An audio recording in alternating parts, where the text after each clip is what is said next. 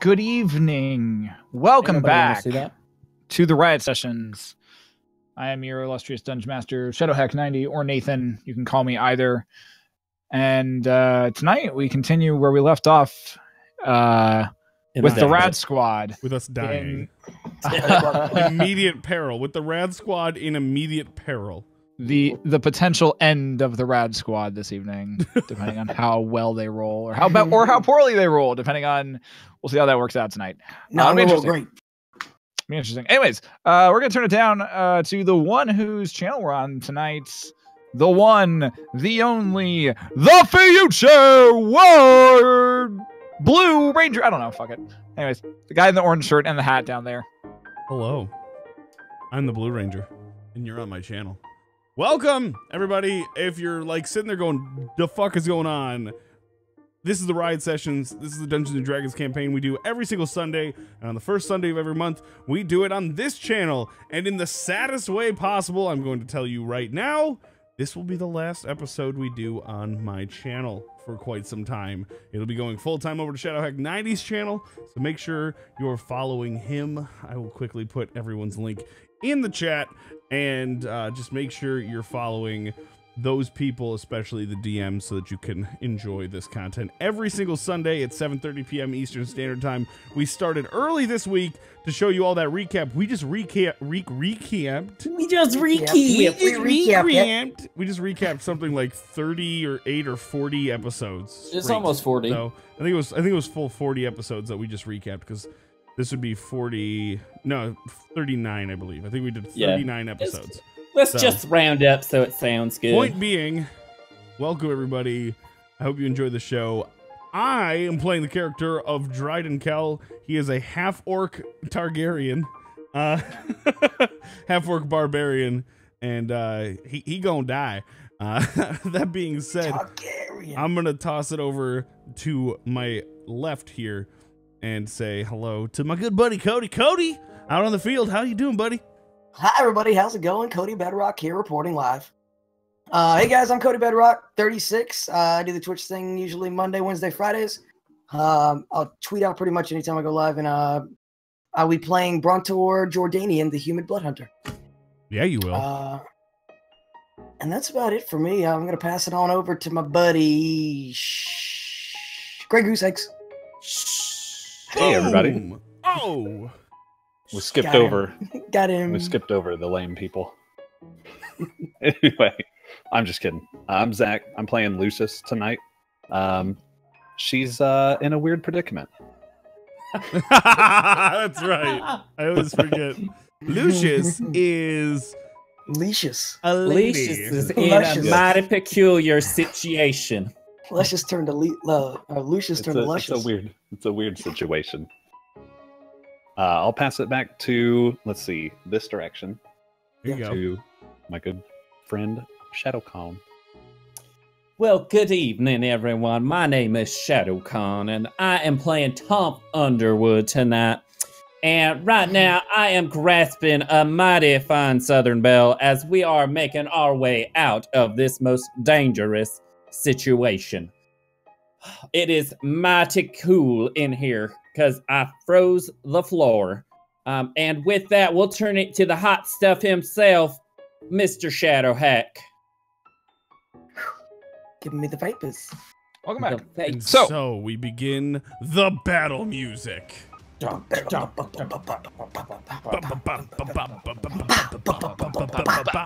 Anyways, I love how that's our battle music from now on. It's beautiful. I actually recorded all of that as source, and I'm gonna make like hundreds of hours of tracks. Loop it. Oh my god, how funny would that be if in the background it really was just Cody's. Cody, I know what we're doing for the next recap. And whenever we go into somber stuff, I want it to just be Zach just like, oh.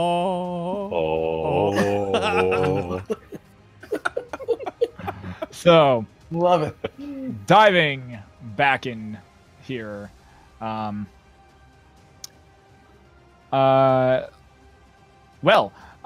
time on the Riot Sessions, the Rad Squad got fucked up a little bit. Went in search of using Tonph's divining rod to find pieces of the adamantine soldier known as... God, this is the second time in 2 weeks I can't remember her name. Bonendod. Bonendod, thank you. The large... So now I can't get any shit for getting the Bellows Respite. I'm pretty sure that it's a silent V. I'm pretty sure it's Yanendod. Yanendod? Yanendod! It's Yanendod! Martial artist, Jean-Claude Vanendod. You don't like Yanendod? I like Yanendod. They're just stalling to forestall their. Hey, listen. You can't die if you don't play. Anyways, the group went searching for more pieces of Vanendod using the divining rod that Tonph had taken from the fire giants in the past. This led them to the Emberhide Manor, a clan of dwarves that one of the 5 clans of dwarves here in the city of Mirabar, who seem to kind of like run this entire city. Upon arriving there, Tonph and Brontor gained entry through the use of befriending / weaseling their way in with a dwarf named Yodin, who took them in seemingly as he was late, trying to get reports to the council, and it led them into the Emberhide Manor. Eventually, Dryden and Leucis arrived there as well, where amongst a let's call it a negotiation for Tonph's rod back for the piece of Vanendod that the Rad Squad already had in their possession, with the Council of Dwarves here. In the midst of this negotiation, Yodin was stabbed through the chest, and the rest of the council enveloped in a black cloud, where poison arrows and darts came flying down at the rest of the Mirabar Axe members, who are the military force here in the city, and killed like half of them instantly. The Rad Squad narrowly avoiding some damage, or in other cases taking multitudes of damage, found themselves under attack by a set and small faction of drow soldiers, seemingly being commanded by the only female amongst, or one of the 2 females amongst their ranks. They found themselves very quickly in dire straits as the drow set upon them. Shadowhack, how's your internet doing? The drow set upon them. Yeah, I think we lost him. Froze. I saw that coming, but I wasn't sure. Completely the entire floor. Oh, there he is. How's your internet doing? Shadowhack.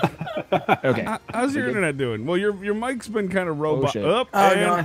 He gone. And he's back. Oh, he's back. And he's back. The pornography is after the Dungeons and Dragons. We've been over this. Man. Gotta pause those downloads. Look, the night elf can wait, man. The night elf.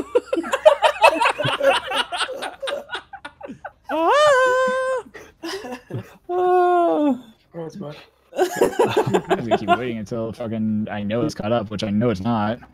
You're good now. But pretty much, long story short, we are in the midst of getting screwed by a bunch of drow. Getting our asses Am I back finally? Yep. Yeah. Yeah, you've been back. Oh, well, apparently... Catching up, I guess. And his mic is gone. Oh, God. Like, No. I was like literally sitting here like, oh shit, everything just froze on me. Fuck.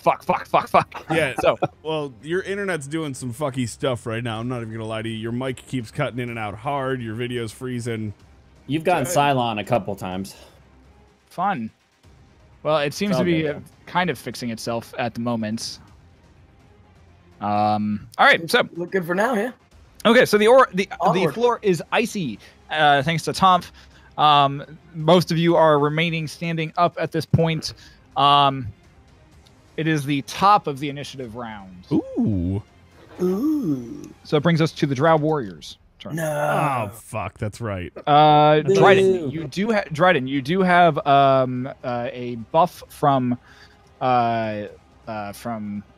Brontor, the blood rage, or I think is what it is. So remember that. Yeah. Yeah. You. What about it? You gave that to to Dryden last time. So yeah, I did. I blood raged him. You blood raged him. However, this brings us to the Drow's turn. This guy is going to attempt to stand up. What is the saving throw he's got to make? Just say like 33. Tom? 412. 47. I believe it's a 17. That's what you have as the DC. I'm gonna say as an 8, he does not stand up. With an 8, he does not stand up. So he's still slipping and sliding. 30 or 47. No. He is still sliding on the floor, and he's going to make his way at half speed. There over to the body of his fallen comrade. Hey, get out of here. This one is going to start making his way as well over here. Making my way downtown. This guy is going to make two attacks against Dryden. I'm dead. That's going to be a survive. AC, come on, AC, finally work for me. All right, so the first attack is a 25. The second attack is going to be an 11. It won't hit. Yay! All right, so you're only going to be able to hit me with 82 damage. You are raging though. I'm raging, and I have relentless endurance. Don't worry, it's not a thing I made up in a dream you had once. All right, so Dryden, as you are as you are standing here and you are kind of slipping and sliding, you see the drow right in front of you, kind of lunge forward off the ice, and you're like mid stumble, and he ends up like striking out with one of his swords, and just completely your back is like super arched, and it just goes right behind him. However, you manage to take the hell, spin it, and slam that sword out of the way. However, doing so, you leave yourself open as the second sword comes and streaks right across the upper portion of your torso, drawing blood, and that just kind of sprays off onto the actual ice itself. Takes care of those guys. Brontor looks at it and goes, "Oh."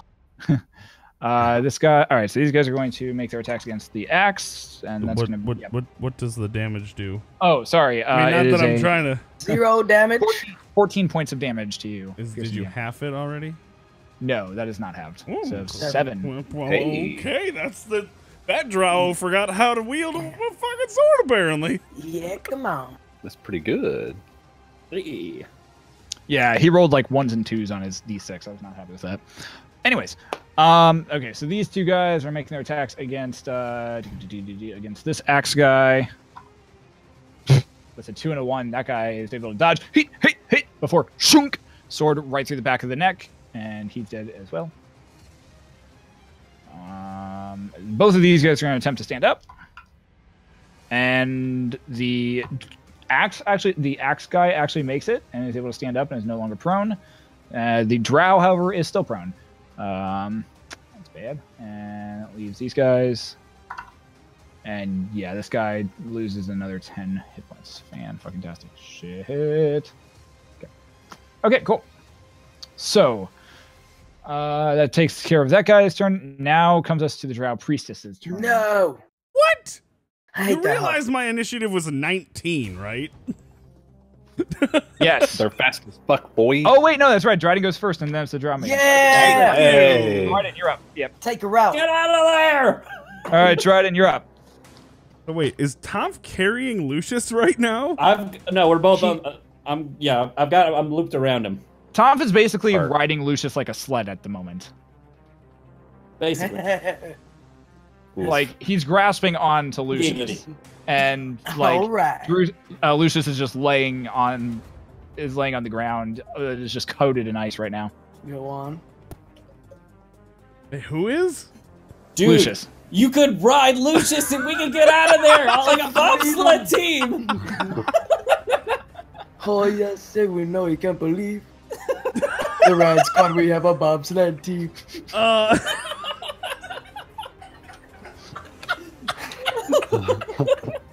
Somebody fucking clip that, please. Oh my god. That's fun. Oh man, that was great. Anyways, what are you doing, Dryden? Gonna run up and jump on Leucis's back and try to Oh God. out of there. All right, make an athletics check. You fucking know it. Do I have time to say something before? No. 16. Oh.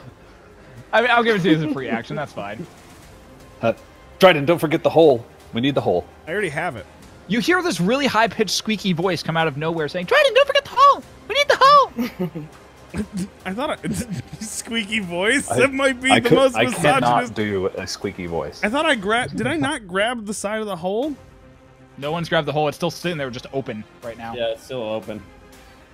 I'm gonna leave it open. And I'm gonna grab the hole and run with it. Okay. You did say that it was a bonus action to move the hole. I did, yeah. We did have this discussion last week. I was like, how do we do this? So last fucking week? as to we open or close it's an action, but to move it is a bonus. so as right. I'm dragging it behind me, anything that we run over is gonna just fall into the hole. Okay. So You you're didn't have to jumping- hold square or anything. As Dryden slips and like kind of like awkwardly tries to ice skate his way in a rage over to jumping on top of Leucis's back. There's a sound as Dryden like lands, reaches back, grabs the portable hole, the edge of it. It's a really weird feeling because you feel like you're grabbing ground, but it's like really squishy ground, and you feel like you're grabbing like a big wad of wet fabric, basically. So that's your a little bit of your movement, and then that's definitely your bonus action, or that's like definitely your like. Oh, that's my everything. That's everything. Okay, cool. So you're now sitting on top of Leucis. I ran up and jumped on him. Like, wouldn't that give it some propulsion? That'll give you a little momentum. Roll me a d20. Physics. Okay. We're gonna body sweep the fuck out of this dwarf right here. Come on, crit. Oh. So the awkward Leucis, Tonph, Dryden bobsled team, along also with the portable hole, makes it very slowly to about here, dragging as you're just. It's the fastest getaway ever. Oh, you know what I could do? I could take 2 arrows and use them like skis. I was thinking that with my javelins, but I was like, I gotta grab the hole. The portable hole slowly coming behind you. Now it comes to the Drow Mage's turn. Oh man. Oh no, don't do anything. Did she ever stand up? Yeah, she saved against the con, or against the ice. I save. Did you say ice save? Mhm. I hate you. Oof. That was rough. Oh. She's got. You know what? She's gonna. I Okay. bet Lady Leucis could tell us what she's got. She's got another fucking lightning bolt. She's got one more of those. Yeah. She has 3 4th level slots. Are you kidding me? Nope. God damn it, dude. But that's not what she's doing. Okay. Thank God. You'd be skating a dead body out the No, I'm trying to. I gotta find this one because this one's apparently not in the compendium and on roll 20. She's gonna do a life drain move. Pick 6 willing characters, and drain all of their hit points. Hey, how's about you don't give him ideas? Yeah, she's Just a a thought. No, she's. I don't think that's a thing though. TBH.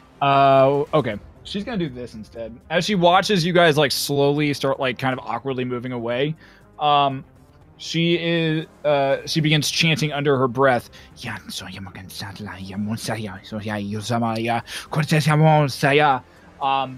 And you watch as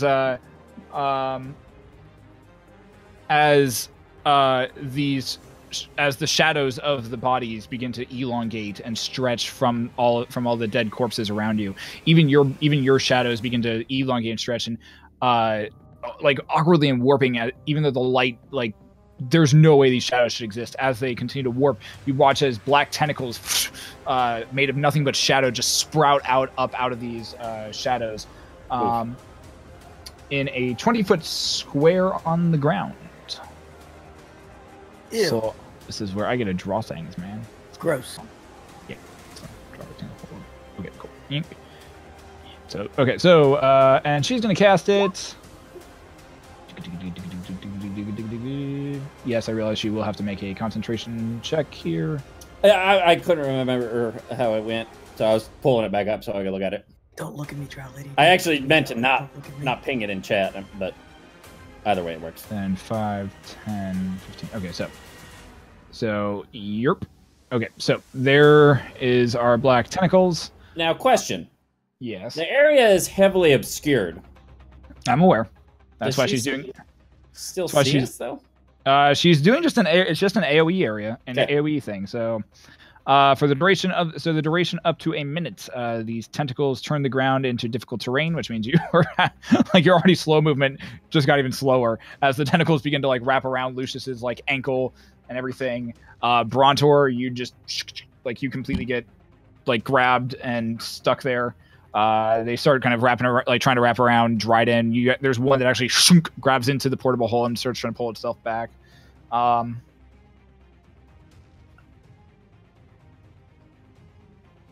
Cool.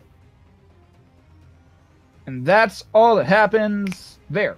So, so that's her turn. The other drow, I know what she's doing, so we're good there. This brings us to Tonph's turn. Tonph, I need you to make me a dexterity saving throw. Come on, Tonph.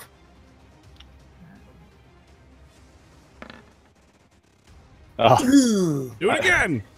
Do it again! Yeah. Come on! I think Tonph actually rolls more ones than Brontor does. It's just, Yeah. it doesn't actually work. He rolls less twos. Yeah. I do roll less twos. Okay, so yeah, you watch as one of the tentacles like whips out towards you, and you take your bow and you manage to like just kind of like whack it aside as it comes like strafing straight towards you.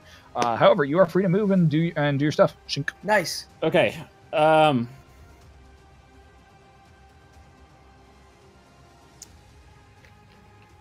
I'm trying to think. Okay, so I've got everybody right here with me, correct? Apart from Brontor, Brontor's still in the segment. Yeah, I'm kind Can of I up there a see little bit. Brontor between the sleet storm and this nether stuff?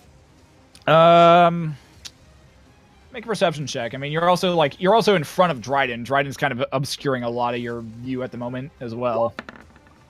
Ooh. I mean, you kind of like look around, and you're highly trained eye. You're used to seeing shit in like heavily wooded, forested areas. This kind of resembles a heavily wooded forest. So yeah, you can see him. Okay. I yell to Brontor, "We need to leave now." And for my action, I am going to basically tangle the rope as much as I can in between Dryden, Leucis, and the dwarf right next to us. And then since Yeah.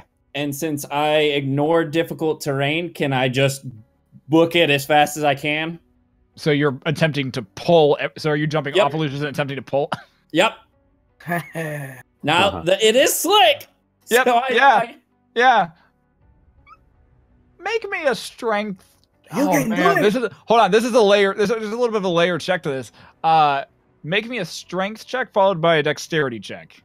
Okay. I want to see how sure-footed you are on this. Strength. Okay. Dexterity. I'm gonna say dexterity is with disadvantage because it's super slick. Oof. But I ignore difficult terrain. Fine. Doesn't matter. Oh, 15. I was gonna say you're fucking dexterous as hell. Okay, so you, as your action, like just like really quickly tie like all these loops and knots and throw one over Dryden that kind of catches him around the upper torso. It's like, what the fuck is going on? You throw one around Leucis. You throw one around Leucis's wrist, and now his wrist is like up in front of his head. Throw one over the dwarf who's just like, oh, let me go, and you jump off and just start running, and like your feet, and they're just slipping, sliding all over the place underneath, and you're like, it's ridiculous. You pull everybody. Nope, that's not what I want to do.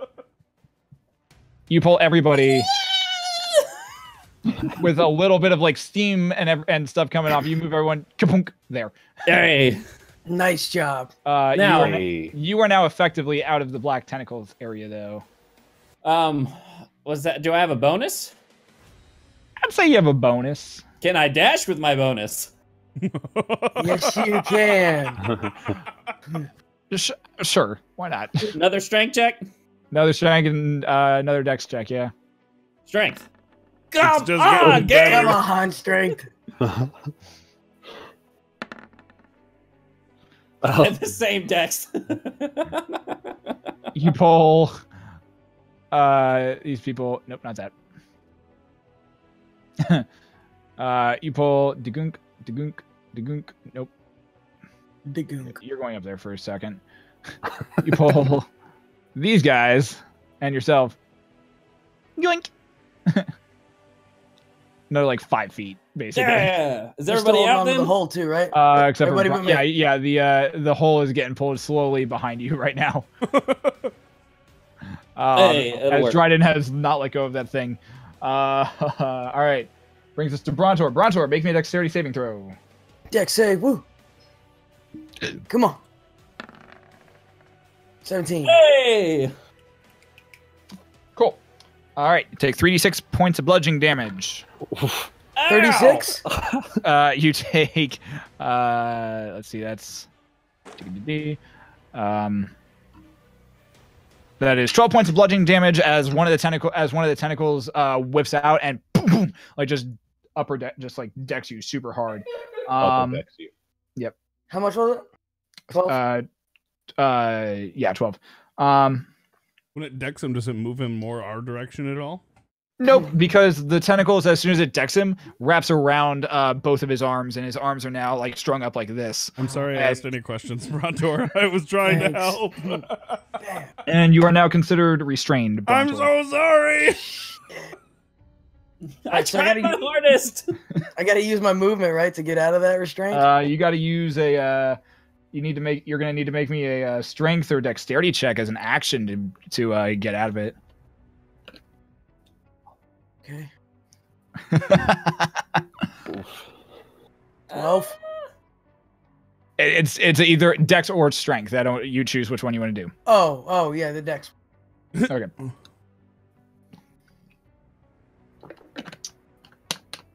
right.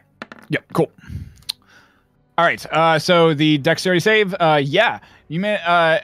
As you're like being held, you manage to like slowly kind of like slip your arm, or not like very definitely slip your arms out of the grasp, and you land 3-point landing onto the ice.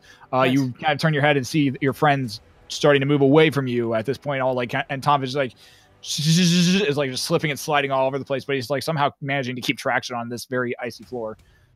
What are you gonna do? All right, so it's tough terrain, right? Yeah, So anything, it's like half movement. it's half your movement. All right, so let's take a look. That's 10 feet. Let's try to get to there. All right, you got 15 feet of movement. And then before I do that, I'm going to throw Blood Curse of the Eyeless and Blood Curse of the Mutual Suffering on the Drow Priestess. All right, yeah. All And right, then I'm so going to move down to here. mark those off. Yep. And then you manage to you kind of just quickly throw those over towards her. You watch it. You feel them take effect onto her. Yep. Yeah, nice. And you manage to start kind of bolting, slipping, and sliding all over the place. I do need you to make a dexterity check. Okay. Dun-gun. Dex save or just dex check? Just a check. Got it.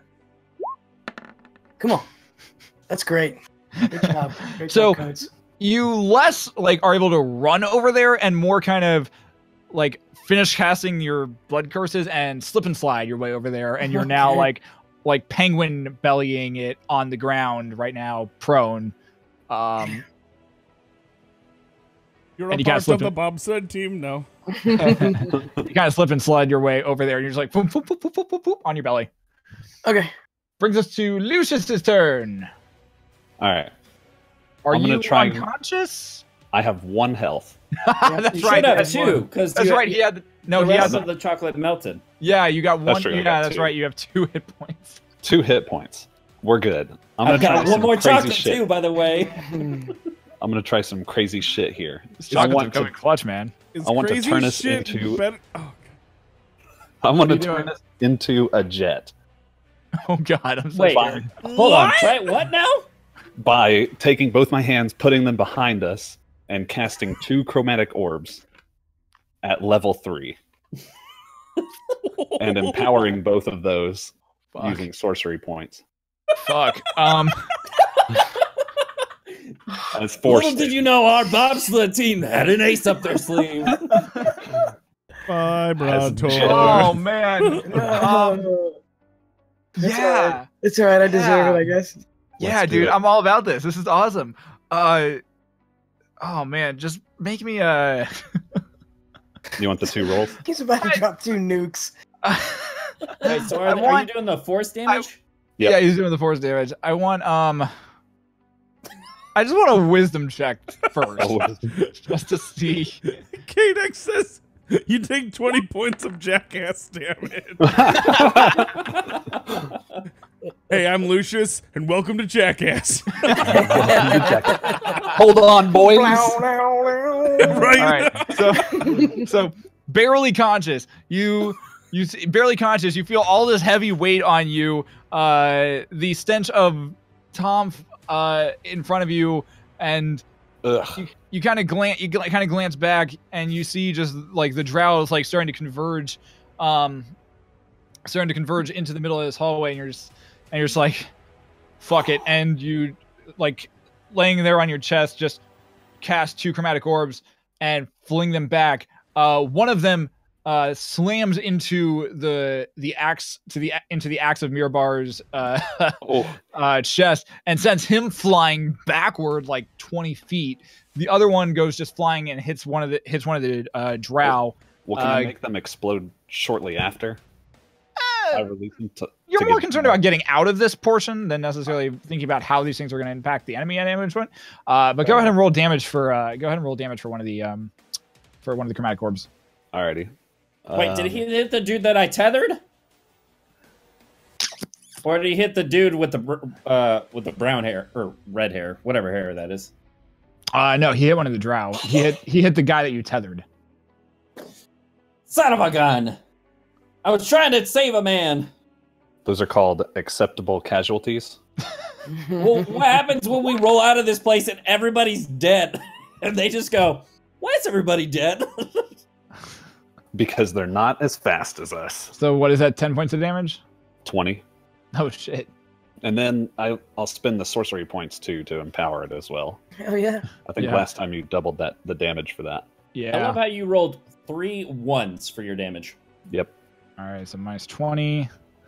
And the axe actually goes like flying backward and ends up actually pulling the rope taunt. So that way, like it kind of like almost ends up like spinning you all at that point. However, you do end up going due to that. You do end up sliding, basically just jet propelling yourselves while spinning straight forward off of the iciness and like skidding, getting some massive rug burn. However, while you do this, the portable hole goes flying around and you end up dropping 1, 2.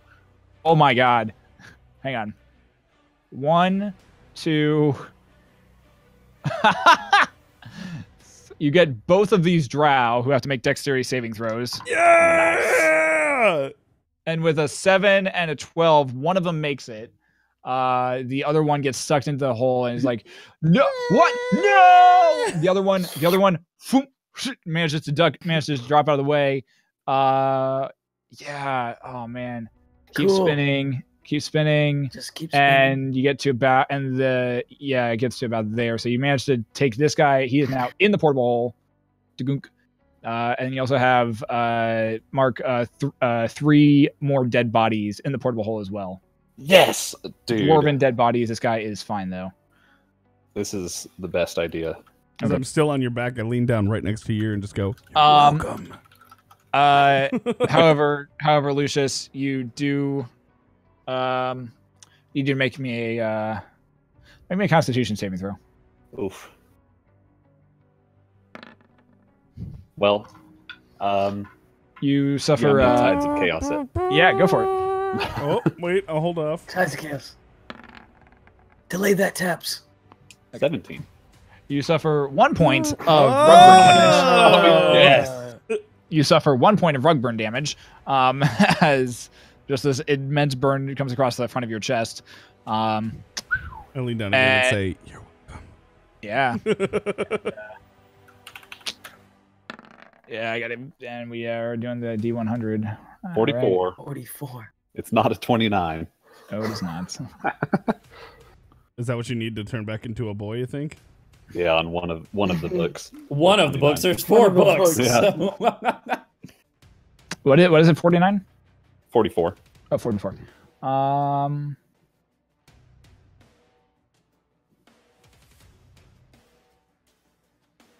Okay, interesting. You cast another chromatic orb. All right, cool. Okay, good to know. All right. Anything else, Leucis? Can I stand up at this point with Dryden on my back? No, that was most of your movement, and Dryden's on your back. Okay. Then yeah. No, that's it. That was both action, bonus action, and movement. All right, today.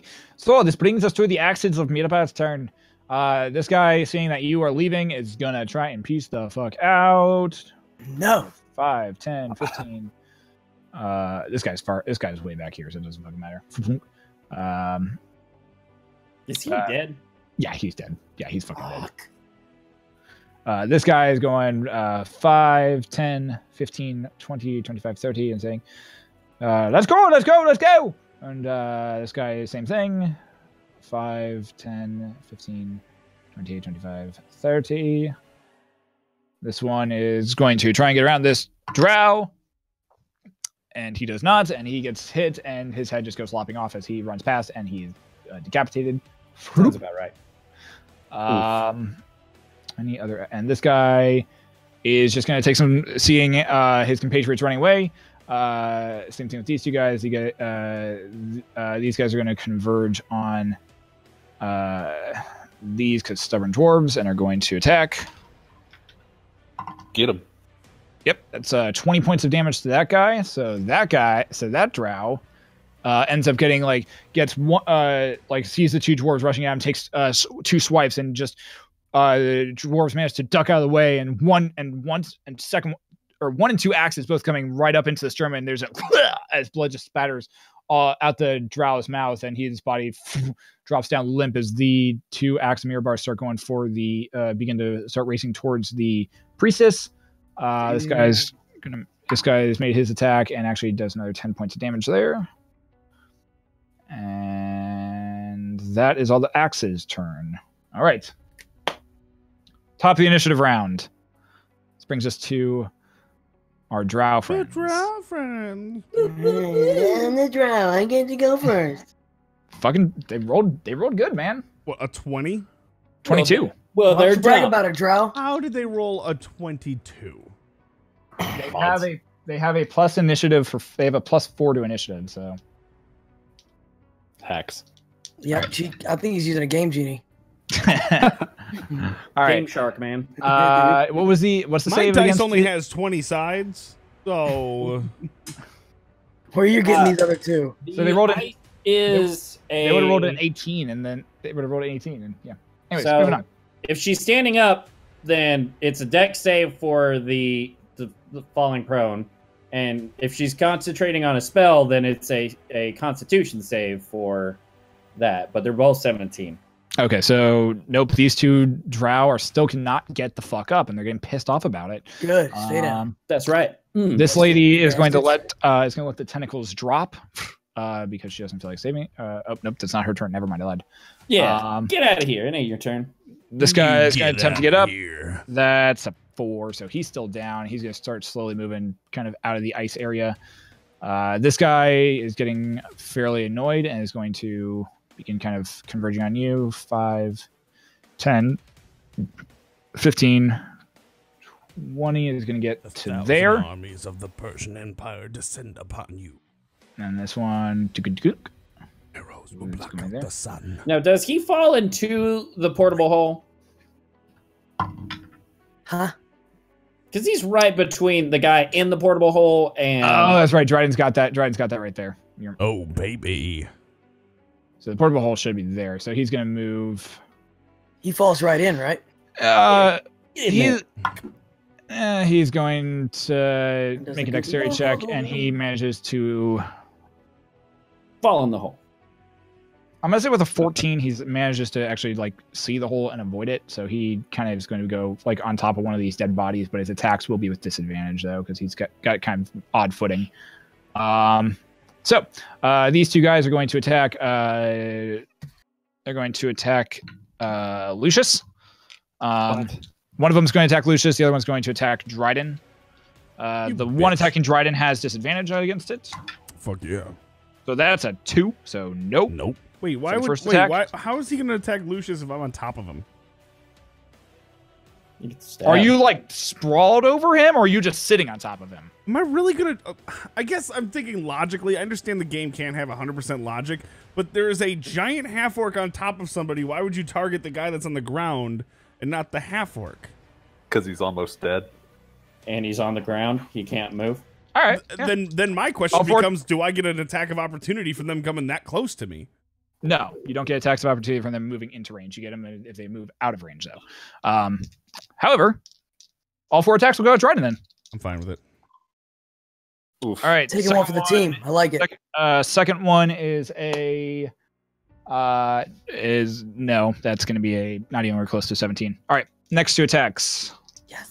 So the guy on the guy with who's standing on the dead body just just kind of like attacks, and Dryden like actually parries one with the hell, slamming the sword out of the way. However, the next 2 guys while riding a Lucius bobsled. Yep. With his own personal halfling reindeer. Yeah. So the next one's going to be a 19 to hit. This is coming from the guy on the other side of him. Yep. All right. And I'll just do the next attack. 7. So the next one's also going to be a 19 as well. Yep. All right. So 2 attacks of 19. So that is... Yoink.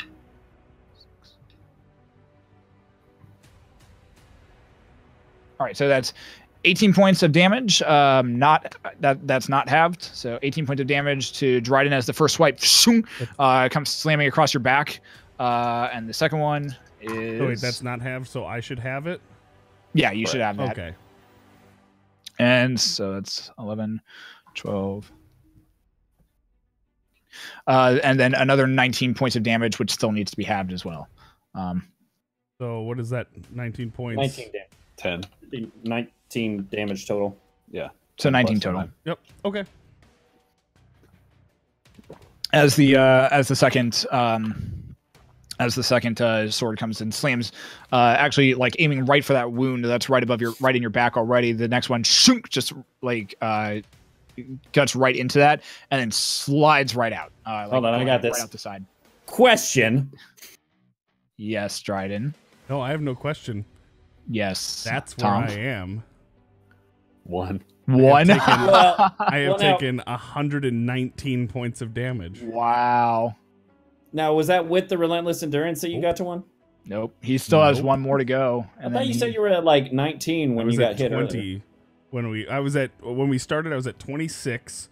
Then I took 6 points of damage down to 20 or 27, whatever it was. I was at 20 when this turn started. Okay. Anyways, he's at 1 point. Jesus. Nice. All right. So I still haven't gone down, baby, and they gotta hit me 2 more times to do it. This brings us to Dryden's turn.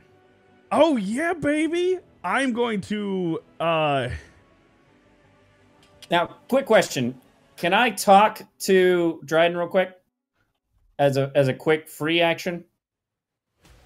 Sure. I'm gonna shoot a tearing arrow to Brontor to help pull him in. Can you pull him in, Dryden? Yes. And you know what? Now that shit's even gonna help me. So I am going to hold my action for So what? Oh, until there's a rope for me to pull. Okay, and so If the rope fails and there's no rope to pull, I will be attacking this motherfucker right here. All right. Jesus, I'm so sorry to the stream. Holy shit. I'm so sorry. What happened? So loud. Music really loud? Yeah. I'm so. It went to the next track on YouTube, and it was like, ho, hey, ho. Now you still have your bonus action if you want to use like a potion or something. I'm looking at it, and I think I still have a single standard healing. Yeah, what does that give me? What, a D4? It's 2d4 plus 4. Oh shit! I use that then. Yeah, go for it. I thought it was like 1d4, and that's why I was like, that's literally when I said, oh, it's not gonna help me at all. No, it's 2d4. 2d4 plus 2d4 plus 4. Yep. Okay. That's why I stopped. That's why I didn't buy any last time, because I was like, this doesn't help me, because whenever I get hit, it's for way more than that. The superiors are 8d4 plus 8. Greater healings are 4d4 plus 4. Regulars are 2d4 plus 4. And then if you ever find a supreme healing potion, it is 10d4 plus 20. I need some of those. Can we make those? Is that a thing you can just make? You can. None of us are trained in alchemy. I was going to say you can always try. I've read about alchemy. Anyways, all right. So Dryden's holding his action. He uses his bonus action. Uses his bonus action to quaff a healing potion real quick. Throws it to the ground. The glass shatters. Another. Brings us to the Drow Mage's turn. Now, mind you, she's on ice, blinded. Yep. She's not blinded. No, she's Brontor's thing. Curse of the Eyeless. I don't think that blinds them, though. Doesn't that make her blind? Cloud's vision of a creature. Oh, it does. What do you know? Cloud's the vision. It's a penalty. It's a -3 to their next attack. Oh, well, still. I like to think that they're kind of blind. They're like, oh, that smudge in my eye. So you watch as her form begins to levitate off the ground. And she raises about 5 feet above the ground and kind of floats forward to about here.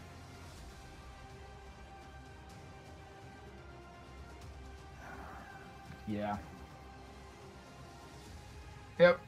She's going to do it because she's got to at this point. She's not about to let you guys get away.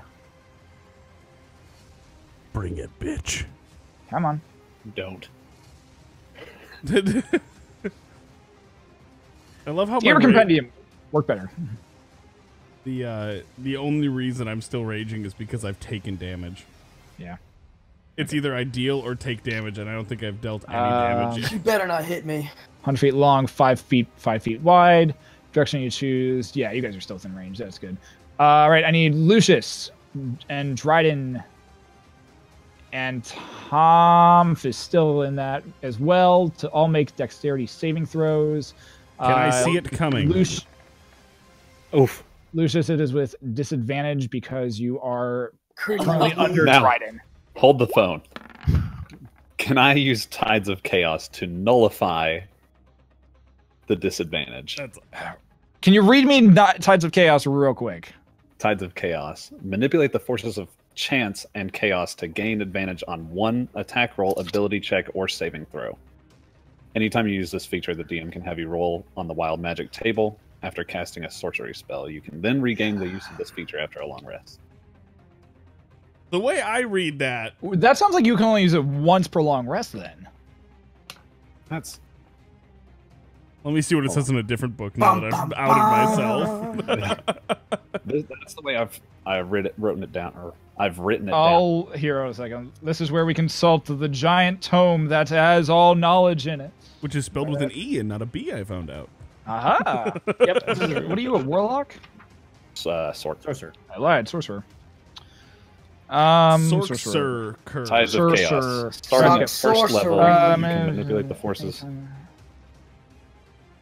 Anytime you do before, so, you must finish a long rest before you can use this feature again. But it says, anytime before you regain the use of this feature, the DM can have you roll the wild magic. You then regain the use of this feature in the second paragraph. Oh. Ah. Okay. Paragraph 2, section B. Shut the fuck up. Item A. All right. Yeah. I'll have you roll on the magic wild table first, and then we'll find out how it works. I might just die anyway. So you roll first, and then we move on from there. Yeah, that's what I want. 69. Oh, baby. I feel like you've already gotten this one a couple. You're times. already halfway there. What number am I thinking of? 69, dude. I know you guys watch Unbreakable Kimmy Schmidt, but at one point she goes, 69. That's funny. I don't know why. It cracks me up. By the way, is this a visible attack? Yeah, you can see the electrical energy beginning Yes! Advantage is mine. begin to pull into her hand. Ooh. Yeah, that's good. So you guys are only going to take half damage then, and Lucius, I'll say you get that. However, So do I take quarter damage then? Half of the half? yeah, you'll take half of the half because Fuck yeah, baby! because you have resistance to it. And the blood curse only works for it hits me, right? Yeah. Yeah. All right. So, Lucius, you feel this very odd sensation happening on your legs. Sorry about that. Under your feet. Roll me a d6. Gross. Lucius. 1d6. 5. Shit. Dryden's never gotten that low in health. He's getting a little bit worried. Before we even get to her attack, there's just so much shit that happens. Oh my god. Lucius, you hear this crackling of energy, but you also feel like this weird, like, kind of growth happening on your feet. And as you glance down, Dryden is still obscuring your vision. You can't see what's happening. I'm so sorry. However, well, the fact that you're still alive is 100% because of me, though. So That's true. all right. So 8 to 6. 9 HP. My max is 120. The fuck? All right. Hey, can we just take a long rest real quick, guys? All right. So 43 points of lightning damage to anyone who did not save. So that would be Tonph. 43 points of lightning damage, and half of that to Lucius, and a quarter of that to Dryden. Okay, so It's a quarter what of 43. is what's the standing on how much it is to outright kill you? It's got to be. It's got to be your health. It's got to be like literally like to outright kill you. It has to be Double your yeah. double your health. So it has to be like So it It's would got to have be at least my negative health. yes. yeah. So you have to like take. It's like once you hit 0, it's got to be then whatever like your health. I'd have is. to be at a negative 120. Did Tonph just Yeah. die? I think Tonph just went down though. No, I'm definitely down though. Yeah. You're feeling riding very an good. unconscious person. You're carrying or you're dragging an unconscious person behind you now. Okay. So so Actually, the lightning. no, I'm laying on an unconscious person, and I'm being drawn by it's an unconscious drawn carriage now. So the lightning. Did she save both the prone and the concentration thing when she did, or when she started going? She saved against. She didn't. There was no concentration spell that she had to hold up for that. She just Really? expended it. Yeah. She let Tentacles the. aren't concentration? She let go of the tentacles. She just used those one off. And then lightning bolt. That was her last third level spell slot to utilize. You don't have to color Relentless slot. endurance, by the way. So the lightning goes casting straight off towards you guys and arcs all through you. Did it hit the drow on either side of us? Yes and yes. Fucking A. And both of them take 43 points of lightning damage. She doesn't give a shit about them, honestly. What about my Acceptable axe casualties. bro's right next to me though? Now, They're just out. They're just out of the range. What is this horse shit I see before my very eyes? I hope the dude in the hole. I hope those drow that she hit die. I'm just gonna say it. No, but they're looking weak. I hope they die. They are seized up. Did it All hit right. the guy in the hole? No, the guy in the hole. It just went over his. Perfect. This brings us to Tom's turn. Make that save, boy. Save it, baby. Oof. 5. Mark off 1. Brontor. Wait, Hi. wait. He was supposed to shoot an arrow. I held my action. He never shot that arrow. Yeah. Which would be the fail rope. So it is your action to attack then. Can I choose to do something other than what I said earlier? Nah, it's more you gotta just attack the guy because that's what you said you were doing. Fuck! Alright. I attack the guy, that guy. I'm gonna use the Hell Savage Attack. Yeah, go for it. So we got a 20 Oh, to hell hit. yeah. Oh, hell yeah. 18 damage. Nice. Oh, the hell yeah. Oh, the hell yeah. Oh, the hell yeah. Wait a minute. He didn't say how do you want to do this. Did he say that? Nope. You didn't say that. You got another attack though, right? You've got another attack. What if it was a 21 to hit? What 21 damage? Plus nothing. So you take the axe and you slam it right into his right into the upper portion of his calf, or into his thigh, and you actually like just strike straight through it, like completely like taking off one of his legs and just goes spinning onto the ground. He's left there, and collapses down, just blood bleeding out all over the dead corpse under him. But he's still alive and struggling kind of towards you at this point. Still like kind of seizing a little bit with the electrical energy. You've got another attack. Finish him. Trying to think real quick. Think. All right. I guess I'd. Yeah. You still got 2 guys on either side of you. 2 guys. Make an assessment. You've got 1 guy on one side. You got another guy. You got 1 guy who's now prone. Yeah.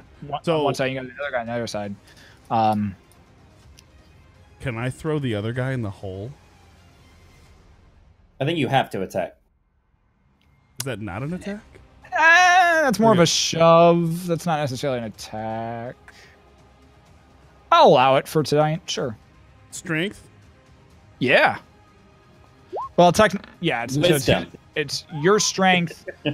It's your athletics versus his acrobatics or athletics. 16.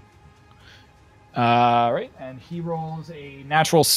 He rolled a natural 16 as well. So as you go to grab out towards him, I see the query. Nope. Ignore it. So you go to. Ice isn't that far, so you go to reach out, grab towards him. You grab the upper portion of his tunic. However, he manages to use like his grace and just kind of dodge just enough out of the way that the hand grabs a portion and then tears off a bit of his tunic as he darts back enough in order to evade the grapple. Damn. You gotta give it to you. That's pretty hot. Did he back up? Yeah, he backed up like not out of melee, but like enough to avoid the grapple. Damn. All right. All right, today this brings us to Me. Brontor. How are you saving everybody? So I gotta use my action to get up, right? You use half your movement to get up. Half my movement. Okay, cool. So. All right, so we're gonna go down to here, right? You are also on ice, by the way, right now too. Oh, I am. Yeah. Okay, so I'm gonna take a running. running. Does the rune still go if I'm knocked out? Yeah. Meanwhile, I'm gonna try to take a running start and slide as far as I can down this hallway here. Make me an athletics check. Okay. Brontor. Come on, baby. Brontor. I've never needed this more in my life, man. Brontor. Where is that Brontor. Come on. Brontor. Yes, Brontor. I could kiss you. Oh. I don't think we've ever needed you to get a 20 more. Ever. Yeah. Needed it so bad. What's your movement, Brontor? 30. Okay. Oh my god. Ooh, okay. So Naruto on our asses. this is what happens. Brontor takes like kind of settles himself down into like a 3-point crouch. His head snaps up and he goes into a full-on sprint. And as he does, on the third step he jumps and lands and just goes skidding and sliding. He ends up sliding right forward, air whipping past his head, his hair blowing back. He ends up seeing a dead body right in front of him that looks like it possibly could work as a ramp, and he gets enough air just to fly right over him. Landing right on top of the drow, who's currently at that point just getting up. He's like, oh, what the? As Brontor comes slamming right into his back, sending him back onto the ground, and you both go skidding. Here, the drow taking 5 points of rug burn damage. Hell yeah! Hell yeah! However, you are, and you manage at that point. You do manage to stand up, dust yourself off, look at the drow, who's now currently like very dazed and confused, and like a little bit of smoke is kind of coming up from his face at this point. Brontor can totally see me in grapple with this guy over here. Yeah. You watch as Dryden grabs for the guy, and you watch as the guy pulls back, and the shirt rips as he just kind of backs up. Brontor has never seen Dryden looking this fucking like. Yeah. Am I able to throw a Dryden's like smoking. He's got like sword cuts. Some of my beard's just on fire. Like I wanna toss a greater healing potion to Dryden. Okay. Oh god. If we miss, dude, it's gonna break. You can do it. Land on me. We need it. Brontor, make a dexterity check. Dryden, make a dexterity check. I can see it. I know I can. Oof. What? 16. Hey. Okay. That's pretty good. 21 and 16. Brontor throws it. It goes spinning through the air. Dryden, you watch as in slow motion as this like glint of green just kind of red and gold flies through the air. Your hand instinctually moves and reaches out towards it, and as you do, you see it actually starting to like fall straight towards where the portable hole is at. You end up going down. You end up like jumping and kind of diving for it, and as you do, you see a drow's head starting to poke up right out of the portable hole. As this guy's climbing up, and you go sliding right into him, boom, knock him over, and just as you do, the potion, ting, lands in your hand. Your grasp manages to grab onto it, and you have in your possession now a healing potion. You hear a slight as it sounds as though the glass might have cracked, but you don't feel any wetness on your hand or anything, and it seems to still be kind of in nice tentative working order. All right. So I'm also going to look at Tonph. Can I see Tonph from here? Make me a perception check. All right. Perceive codes. Perceive. So that was your action. 18. We'll probably make this your bonus action at this point. Okay. Just for the perception. Tonph, you see a lot of dead bodies on the ground, man. Any one of them could be. You don't see Tonph moving. I want to cast Blood Curse of the Mutual Suffering. Yeah, you got no idea where to really throw it. Not mutual suffering, but transfusion. Yeah, you got no idea really where to throw it at this point. Can I see Leucis though? I'd say with that perception check, you've pretty much done your action to throw the bottle. It's a bonus action. Right. I'm saying for the perception, it's probably your bonus. All right, then since I can see Dryden still, right? Yeah. Might as well try to give him some more. Well, Cody, I'm saying like that you use your action to throw the thing, and then the bonus action was to perceive where. Oh, okay. I see. I see what you're saying. All right, then I'm done then. Okay, cool. Alrighty, this brings us to Lucius's turn. Nice. Now, do I keep my failure from earlier? Yeah. On the death save. Okay. Yep. Give me another saving throw. That's pretty One good. success. Hey. All right. How does that work? You need 3 successes? Three successes and you get back to 1. Okay. 1 hit point. 3 fails and shunk. You did. And I think he's at 1. I'm at 1. Yeah, you're both at 1 at this point. This brings us to the Drow Warrior's turn. This guy is prone and bleeding out. So he takes... Dryden, go ahead and roll me 2d4 worth of points of bleed damage on this guy. Sure. 4. All right, so he's looking rough, man. He's like coughing up blood. Like where his leg was is just gushing blood at this point. It's like all the axe of Mirabar underneath him is like just unrecognizable, but he's still like slowly trying to crawl towards you at this point. However, he is unable to really act this turn unless something is done to him. This guy, however, can still attack. And he's going to make 2 attacks against Dryden. The first attack is going to be a 24 to hit, and the second attack is going to be a 11 to hit. Yes and no. Fantastic. So, the one strike that does hit is... You can say 1. That's all that matters. It's 24 points of slashing damage as he hits you at that point. Yeah, I'm out.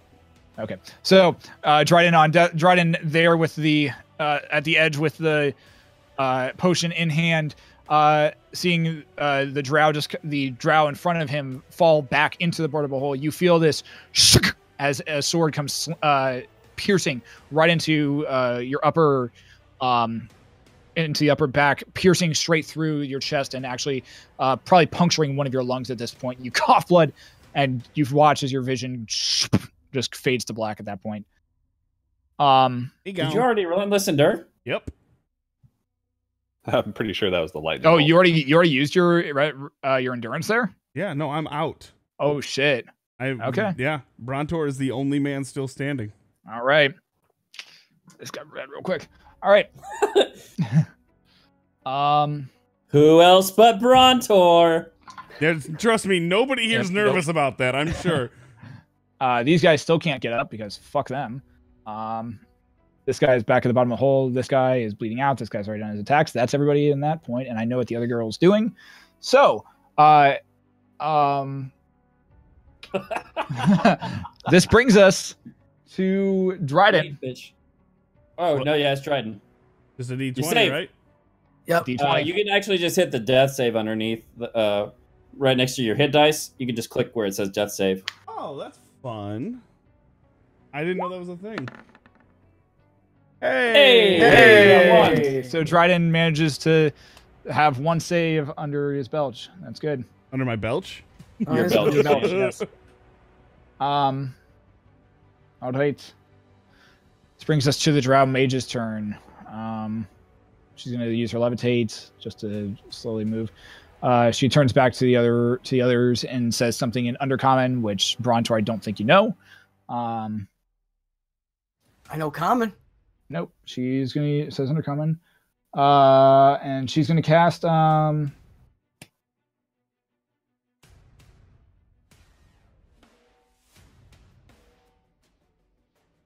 so you hear her say something in a very strange language, and she's going to cast Magic Missile at you, Brontor.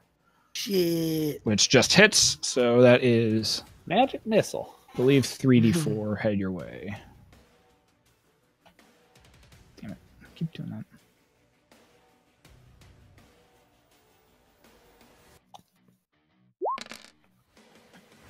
All right, so that's 6 points of arcane damage that just comes and just ends up hitting you. And I take half, right? And yeah, because of the blood curse. Yep, and she takes that as well.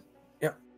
Nice. And as it ends up hitting you, she's like, she kind of gets hit and like looks up at you and says, "What dark sorcery is this?" Now, when she gets hit, does she have to make a save for levitation? Ooh. Because it's a concentration, correct? Sure, why not?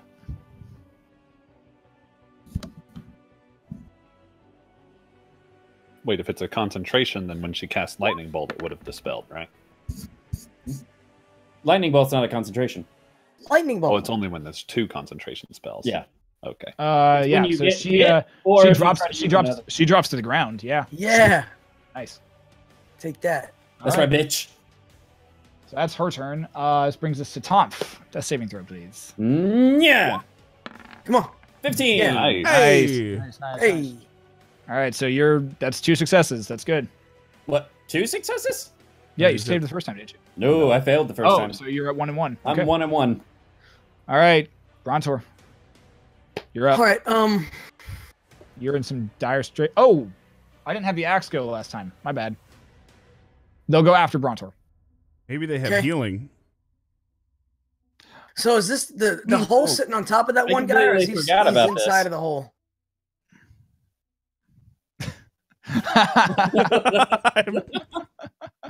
Anyways, Brontor, what are you doing? All right, I'm gonna move down to here. Okay. Let's see. Where are you moving to? Here. And I'm gonna kneel down and pour that potion into Dryden's mouth. The potion you threw to him? Yeah. It should be in his hand still, right? Dryden, roll me a d20. Fucking A. Come on, baby. Oh, fuck. Oh, I can't believe you've done this. You needed an even number for it to still be in your hand, so you're good. It's still there. It's still there. Cool. I poured it in his mouth. I can't believe you've done this. I can't believe you've done this. Oh, fuck. So you grab the potion. You grab the potion as it's just about to fall off of his fingertips, and you pour it into his mouth. Go ahead and roll the healing for it, Brontor. What is it? Greater was what did you throw? 4d4. He threw a greater. Yeah, it was greater. 4d4 plus 4. Come on. 14. So 14. So Dryden, your vision, you feel the stab in your back, and your vision goes to black, and then a few seconds later pops back. It could be a few seconds, could be an eternity, but your vision comes back. You see Brontor pouring a potion just above you as it crystallizes, and then your vision snaps, and you see a dark-skinned, white-haired individual raising a sword or 2 swords, getting ready to attack Brontor with his back turned towards him. This brings us. Was that my action? That is your. It is an action to feed a healing potion to somebody. All right, so as my bonus action, I'm gonna do mutual suffering on this drow that's about to attack. All right, so this guy right here. So you transfer the mutual suffering to this guy. Gotcha. Yeah. All right, this one is no longer mutual suffered. Awesome. Right, this is where I make a pitch. Ready for this pitch? It's gonna be a good pitch. Do it. In South Park, The Fractured But Whole, when you revive somebody and their turn has passed, they get their turn again. Yeah, that's great in a video game, isn't it? Yeah. It's not here. No. I mean, What? South Park. I mean, South Park is a great game, though. It's a great game. Moving on. This brings us to Leucis. Make me a death save. There you go. Oh, hey! do I automatically get back up? Oh, Yeah, Lucius, you're back at 1. Nice. So, Lucius, you as you see fleeting images. I was waiting for it. I was waiting for it. I knew it. I thought Blue might have done it. I was hoping Blue was gonna do it, but as you see fleeting images of chains and all this, these magical forces throughout the lands, you feel as though your spirits begin to leave, and then you feel the blood pulse in your body one more time, and you're back. 1 hit point. Yes. Damn, Lucius is hanging on there. That's great. So now, do I reset my death save Nope. as well? Okay, so I still have the 1 fail. Yep, they don't reset till after a long rest. Okay. All right, so Lucius is back. This brings us to the Axe's turn, and Wait, they're going to take 2. But does that mean he have 2 successes already for the death saves? Yeah. So he'll still have 1 fail and 2 successes, right? No, I only had 1 success. But no, but you just rolled a 20. The one before that was a success. Right. So you'd have 2 successes, one failure. Oh, okay. So if he goes back down, he can roll 1 save and get back up. Yep. Well, he'll be back at 1, and he stabilizes at that point. Gotcha. But you guys are all like super rough. Like your muscles are aching. Like it is like Listen, it sucks. You don't need to tell us. We know. This is the Axe's turn. These 2 guys are going to actually start pulling Tonph, or this one's going to start pulling Tonph for half his movement, and start moving him the fuck out of there. So Tonph is going to get just there. This guy's going to get there. This guy's going to rush up and actually attack the individual in front. And that is a natural 16, so that will hit. That is you have 10 to points ask him how he wants to do this if he kills him. And that is 10 points of damage. And how would you like to do this? Yeah. Someone someone play as him. Well, actually, I was thinking. Well, see here, I saw this guy over there. He was attacking some of these guys, and so I thought I'd just come over there and hit him with the backside of my axe. Another one of the guys from the other side is like, did Clarence just get that guy down? Clarence wasn't even supposed to be here. Guys, I finally got a kill. I did it. That's not even a real axe. The axe of Mirabar races forward. His great axe in hand and just goes slamming like Dryden. From your point of view, you watch as Brontor feeds you the potion, and you're gazing up to his eyes. You look past him, you see the drow who's getting ready to attack, and then you just watch as he's in the middle of the swing, and he's just like this triumphant grin on his face, and he's just like, don't worry. And blood just spurts out of his mouth as his body crumples down to the ground, and an axe is just embedded in the back of his spine at the moment. This is the guy behind him. Oh, I'm so sorry. I didn't mean that. I meant to knock off your helmet. I don't know if you guys noticed. I was standing over here the whole time. I really like what you guys got going on. He cut any room for another? Yeah, he doesn't. Yeah, he doesn't say. He doesn't say anything like that. But that is his move and his action. Top of the initiative round, Drow's turn. These guys are gonna try and stand up again, and one of them with a fucking 19 finally stands the fuck up. Can I transfer since that guy died? It's a bonus action transfer. Okay. Pretty sure. So. I guess I don't have a bonus action. Alrighty day. So some of these guys up top are going to this guy's gonna stand up and gonna start moving and rushing down this way over here towards his priestess. Actually, and as the axe's second turn, he's going to grab Leucis and start trying to drag him backward as well. Her as well. Mm-hmm. Okay. So this guy's still really squishy, and he's still slowly moving forward. This guy's not letting him get away. And this drow takes another 10 points of damage. Nice. Not 190, 10. Thank you. Take it. All right. So that takes care of that. This brings us to this guy is going to try. Also attempts to stand up. And with the 5, he is still slipping and sliding all over the place, and he's now on his chest. It's even worse. This guy's still in the portable hole. And this guy, Dryden, roll me 2d4 worth of bleed out damage for this guy. Oh, baby. Ooh, baby. Yeah. How would you like to do this? Ooh. I'd like to watch him just as his life slips away.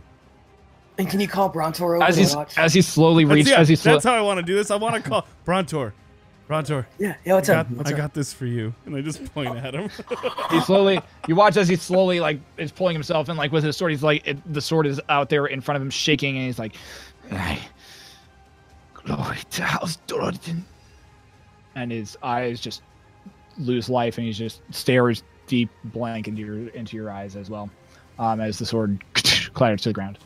Look at it puddle. Brings us to Dryden's turn.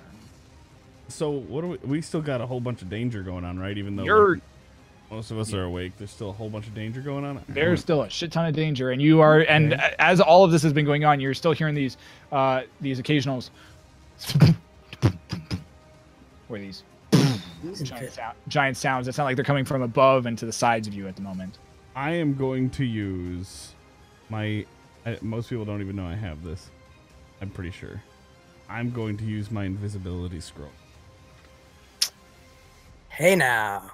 Oh man. What? That's right. What did I have you write down next to that? I had you write something down. Two rolls. Checks.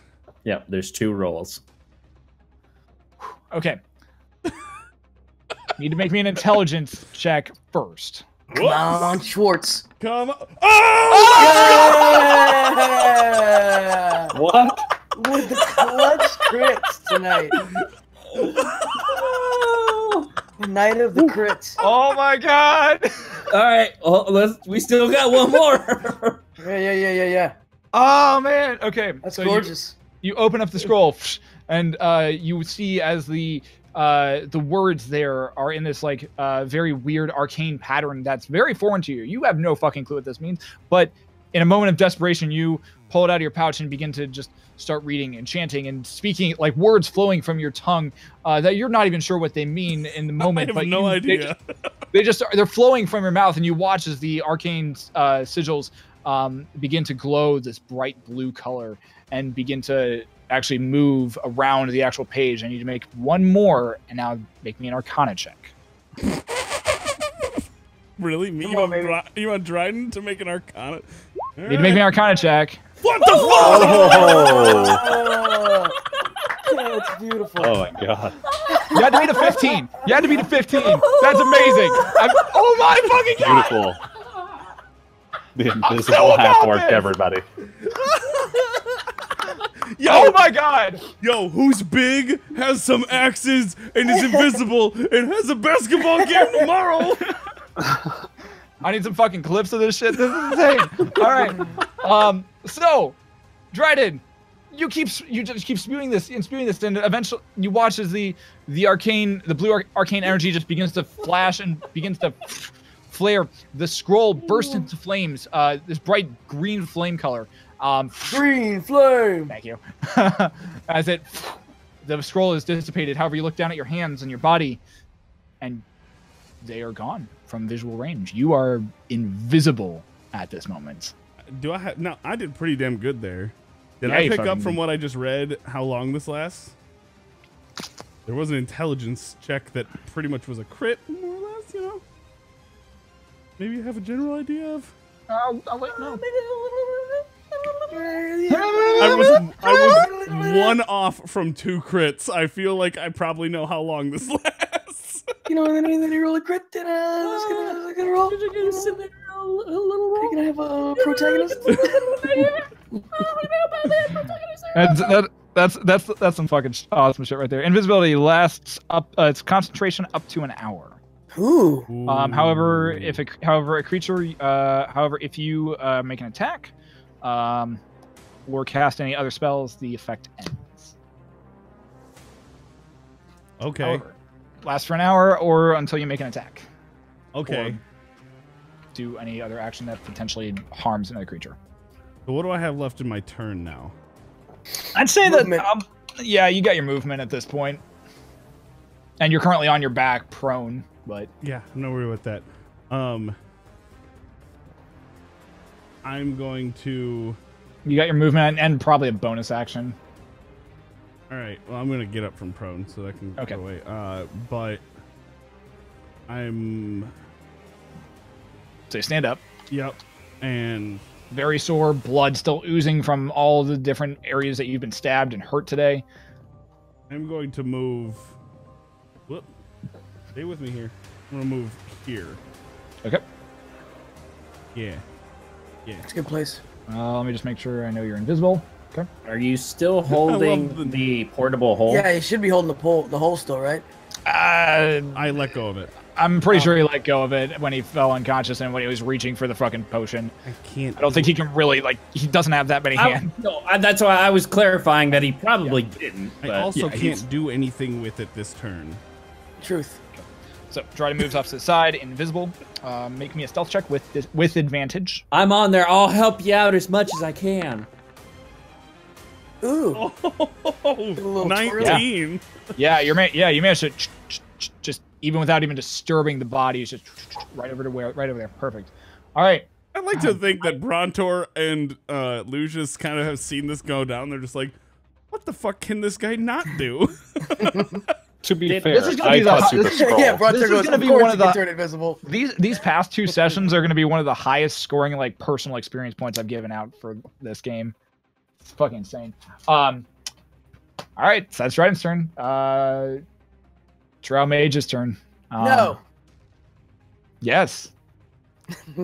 Well, she is knocked prone right now, though. I don't like her. Yeah, she is knocked prone.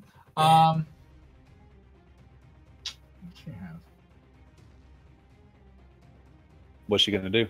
I think she's gonna. Make your dreams come Well, she's true. got to get up first. Drow mage, what you What gonna do? What you gonna do when the red squad comes for you? All right. Making all kinds of songs tonight. All right. Well, she's gonna get up from prone right now. I earned a peanut butter filled pretzel. And that's with the DC save? Well, he's got to roll to eat a pretzel. Rolls him a natural 19 plus her dex. Tired of this bitch. So yeah, she saves against that. So she Oh, for show. she's gonna cast Misty Step, I think, first. Let's make sure I have everything right. Misty Step. Let's see. 30 feet. Bonus action. So as a bonus action, she casts Misty Step, and she is going to. She's going to get up here. Dunk. And as an action, she is going to cast. She's going to cast Ray of Frost on Brontor. And I'm going to make her perception check with disadvantage. And that's a natural 1, so she has no fucking clue Dryden's anywhere close to her. So she's casting Ray of Frost against Brontor. Bring it.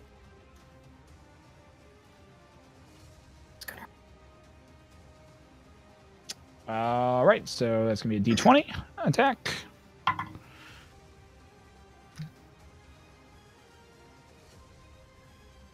I don't think a 10 hits. No, it does not. Yeah. So you watch as she lands, or as her form like kind of reshifts back into this from this misty state, and she's already has her hand up with a blue energy, with a blue ice cold energy streaking out, or like holding it in her palm, and she thrusts it forward. You reacting instinctively, bring your hammer up and actually like spin it around, and as the ray of frost would be coming straight for your head, you block it with the head of your hammer. That seems to absorb the impact of the frost energy, as it actually seems to make your hammer glow even more. And then think of this as like, as the beam hits, it's like a montage of like 3 or 4 different camera angles where it's just like boom, boom, boom, just all right after each other. Dope. Yeah. Nice. And as soon as I miss, I go, ha ha. Yeah, your giant ponytail is just whipping back at this point. Your face is and then you just, as soon as it dissipates, haha. Great. All right, sorry, that's how I imagine that in my head. I like all it. right, so that's her turn. Tonph, Come on, baby. come on, baby girl. Oh, 6. Oh, Second fail. Second fail. Yep. It's okay. All right, Leucis. Come on, baby. all right. To use a scroll, it's an action, right? Yep. All right, I'm going to use my... I've been holding on to it. Odaluk's Freezing Sphere. Oh yeah, let's go. All right, Little love it. ones, huh? I'm loving it so much. I'm going to cast it to where it just hits this dude in the corner. So I think... Yeah. I'm going to cast it, So much good Right shit's going down tonight. I there. love it. throw it just in front of the black darkness. Where's this? Okay, Leucis Freezing Spear.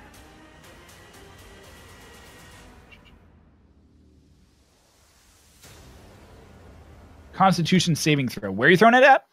I am throwing it just in front of the blackness. So it, Oh, so it it catches. just this guy and the So it catches literally everybody. yep, except Dryden and the dude in Shit. my hole. Nice. All right, so Constitution saves from all of them. So this will be for the Drow Warriors. It's gonna be 1d20 plus their con, which is +2.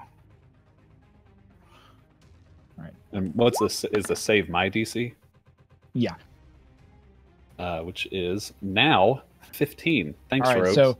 so for all the Drow Warriors, none of them save. For the Drow Priestess, Her con is +0, so it's just a straight roll for her. Nope. Yeah! Nice. All right, here we All go. right. With explodes, each con takes 10d6 on cold damage. Shit. Bam! 31 damage. Could have been worse, Nice. honestly. Yeah, it wasn't as much as I was hoping. But Nah, it's still more than half. it's true. Yeah, it's not striking liquid. Yep. Nope, Mind that's you, it. there's already a bunch of frost there too. Yeah, but it's not striking like liquid water though. So Well, part of it would though, right? Because there's a fountain back behind. it hits farther back, but it's not gonna matter. Oh, for, okay. For this I didn't know instance if at it this point. like was. However, this guy so that guy takes 31 points of damage. All right, this guy takes 31 points of damage. Since they haven't really been hit, they're still all right, but they're not in a bad spot. This guy takes 31. That goes also there. Okay, and the mage also takes 31 points of damage. Nice. So, All right, yeah, damn. Who's still up?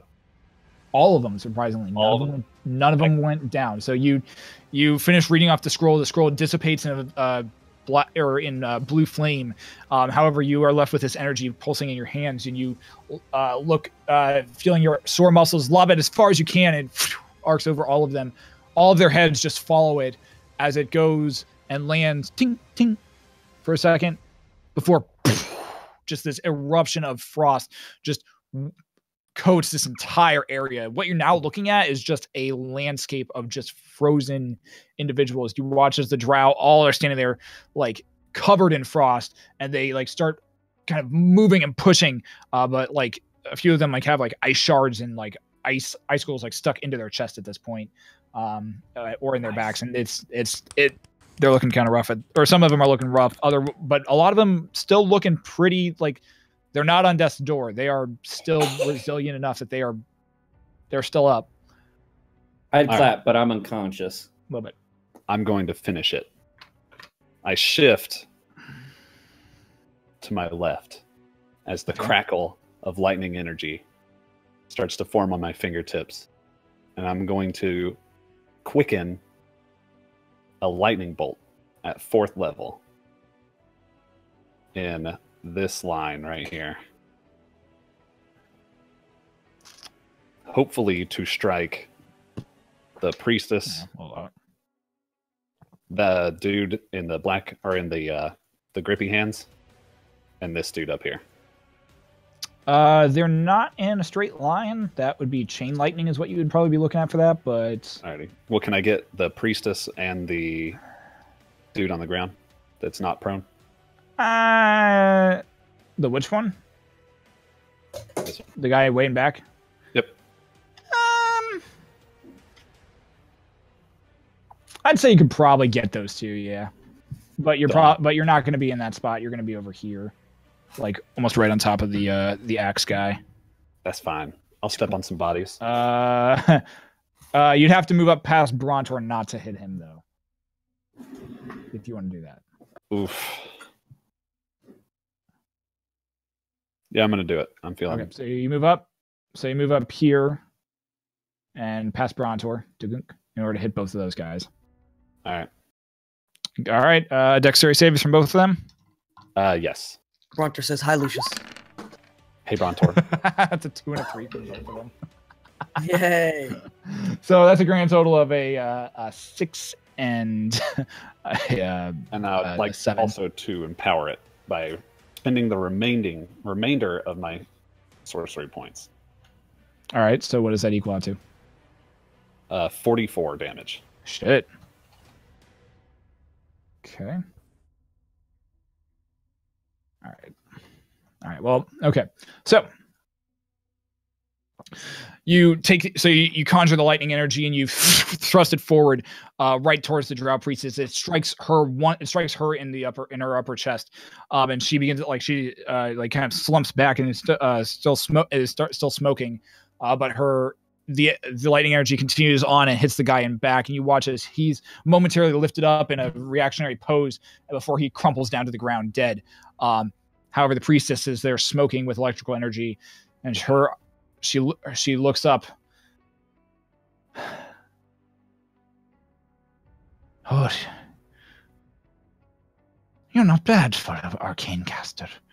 However, our mission is already a success, and the siege is already underway. The House of Dryden has won a wonderful victory today. I look forward to ending your journey here. So, brings us to the Axe's turn. This guy is pulling Tonph the fuck out of the door at this point. Bye, guys. This guy is shouting, "Get out! Get out! The council's dead! There's nothing left for us here! To the upper levels!" And he's rushing out the door at this point. Rest of them are dead. This brings us to the top of the initiative round. It's the Drow Warrior's turn. This guy is coming to rush forward, coming up and over, and going for Leucis.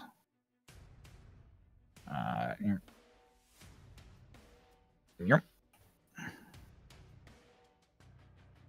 Just move that guy out of the way real quick. He's going for Leucis, and he's going to make 2 attack rolls.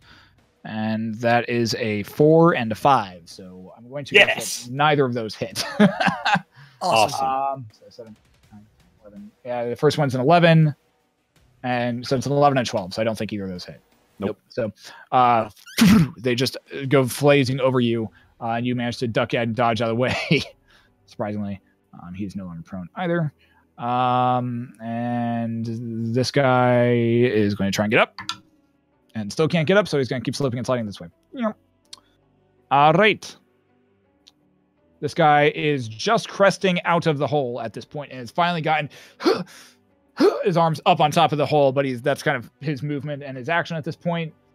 Brings us to Dryden, who is now invisible. Hi. Hey, buddy. I'm going to drag the hole underneath this guy so that so he trips over the guy that's just about out of the hole. Yeah. And then I'm going to shut it with both of them in it. Yeah. Totally works. I love it.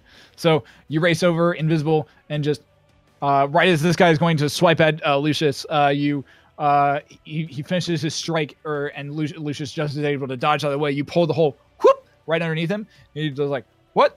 And very kind of like cartoon style, he's just hovering over it for a second, looks down at his buddy, and then who's looking back up at him, and they're just like, ah! And they both fall down into the hole.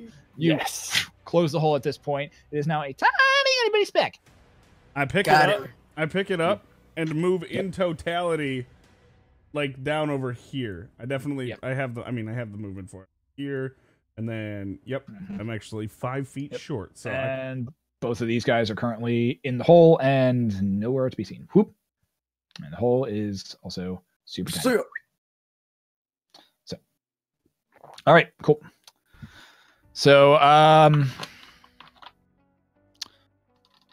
debating whether or not that constitutes. I'm not gonna say it doesn't. What? I was debating whether or not that constituted as an attack. I'm gonna say no because you just moved a hole. That's all I did. That was my thought too. Is I'm not actually hitting anybody. You're not hitting anyone. I'm gonna say just move the hole. Though, I kind of want to see Lucius's face as the hole just starts moving, and he's like, "What? Oh, what?" I don't think I taught it that. So, all right. This brings us to the Drow Mage's turn. Yeah, she's not happy with this. I think she's gonna have to. I think she's got to do this. It's her. Is she in the initiative order before I am? Yes. Cool. She rolled a 19, same as Dryden. All right, she is going to cast her 5th level spell, I think. Oh, fuck. I can't believe you've done this. She's going to cast Cloud Kill. Oh my god. That doesn't sound nice. She is a vengeful woman, apparently. So, all right. she's casting a 20-foot radius sphere of poisonous yellow gas centered on a point within range. Range is 120 feet. So she's going to cast it right where she saw her individual or her freehand or individuals other soldiers die. 20 feet sphere, 20-foot radius sphere. So that's going to be Big. Yeah, that's going to be big. It's the same thing as my my thorns. Yeah, so it basically is going to get the entire. It's going to basically get the entire. It's just 40 feet would be the easiest way to do it. Yeah, that's what I'm trying to do. So it's just going to go out. It goes pretty much all the way to the door. Yeah. Which luckily, Tonph, you're out of. We'll see. Whoa. Hang on. Wait a minute. What the hell are you doing right now? It's like a 50-foot circle right there. It's 20-foot radius. Yeah. Okay, and in what universe does 20 plus 20 equal 50? Hang on, let me back up even further. I gotta back up. Oh. It's a 50-foot circle. The bottom's a little bit far. There you go. That's 40. Centered on... All right. This is not even a little bit what you described. Okay, it's farther back here, technically, but... I mean, it matters for me. I gotta fight for it. It's true. I don't think you guys have fought some. I don't think you guys have fought some of this hard since the battle royale. All right, I need for everyone to make Constitution saving throws. Even me? Everybody who's in that cloud. You're good. So not Dryden. So Dryden, not Dryden. So Brontor and Leucis. Her. Does it hit her? It does hit her. Yes. I swear to God, if she kills herself, I'm gonna laugh so fucking hard. I can't wait to see you die. What is that? Oh God! So Leucis does save, and Brontor does not. Is it a half damage save or is it? It is half damage saved. Oh, it's not gonna matter. Yeah. Oh well, it might not outright kill me then, so that's good. Maybe not. Oh, that's a lot of dice. 23 points of damage, poison damage. Right.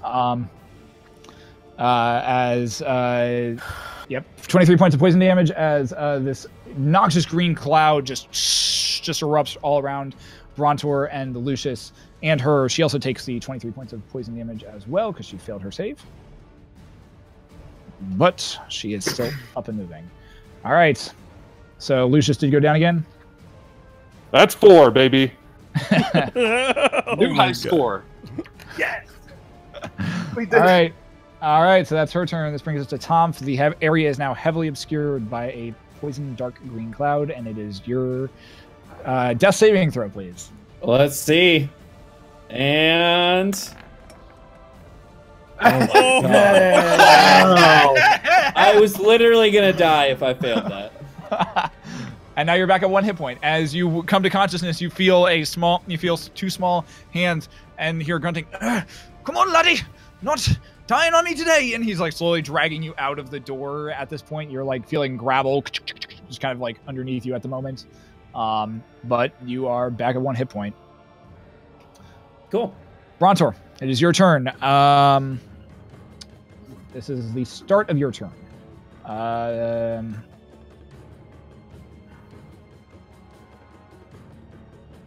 I need you to make another Constitution saving throw, because it is when you start your turn in there. Hey. Okay. All right. So,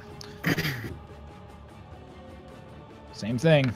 You got to take half this. Okay. So you're taking half of that. 13. Yep, since you saved against it. Shit. You good? Yeah, I'm still alive. Yeah. All right. So Brontor, you now have your action, your bonus action, your movement. What are you doing, bud? All right. So Brontor's gonna take a healing potion. Okay. A regular one. So that's 2d4, correct? Plus 4. 2d4 plus 4. Well, that's a bonus action, though. Yeah. Bonus action to take it for yourself. It's an action to feed everybody else, to feed other people. 9. All right. Cool.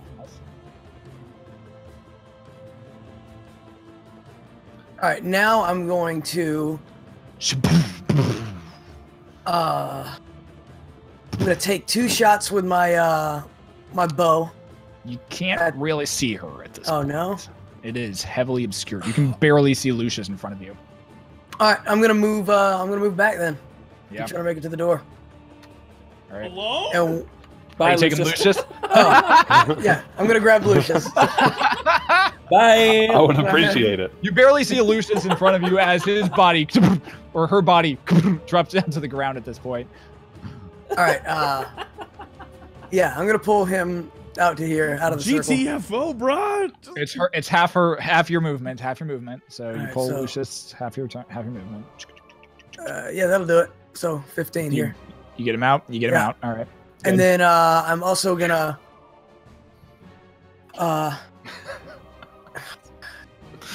Wow. You could. What are you doing? I think that's it. I'm gonna that's all I can do. That's, you that's grabbed your- him you and have you an moved, action and you still. did. You still have your action. You can use it to dash / you move him again if you want to. Yeah, let's do that. I gotta give that. Go for it. Yeah. Another 15 feet. So that'll, if that gets you to the door, we'll.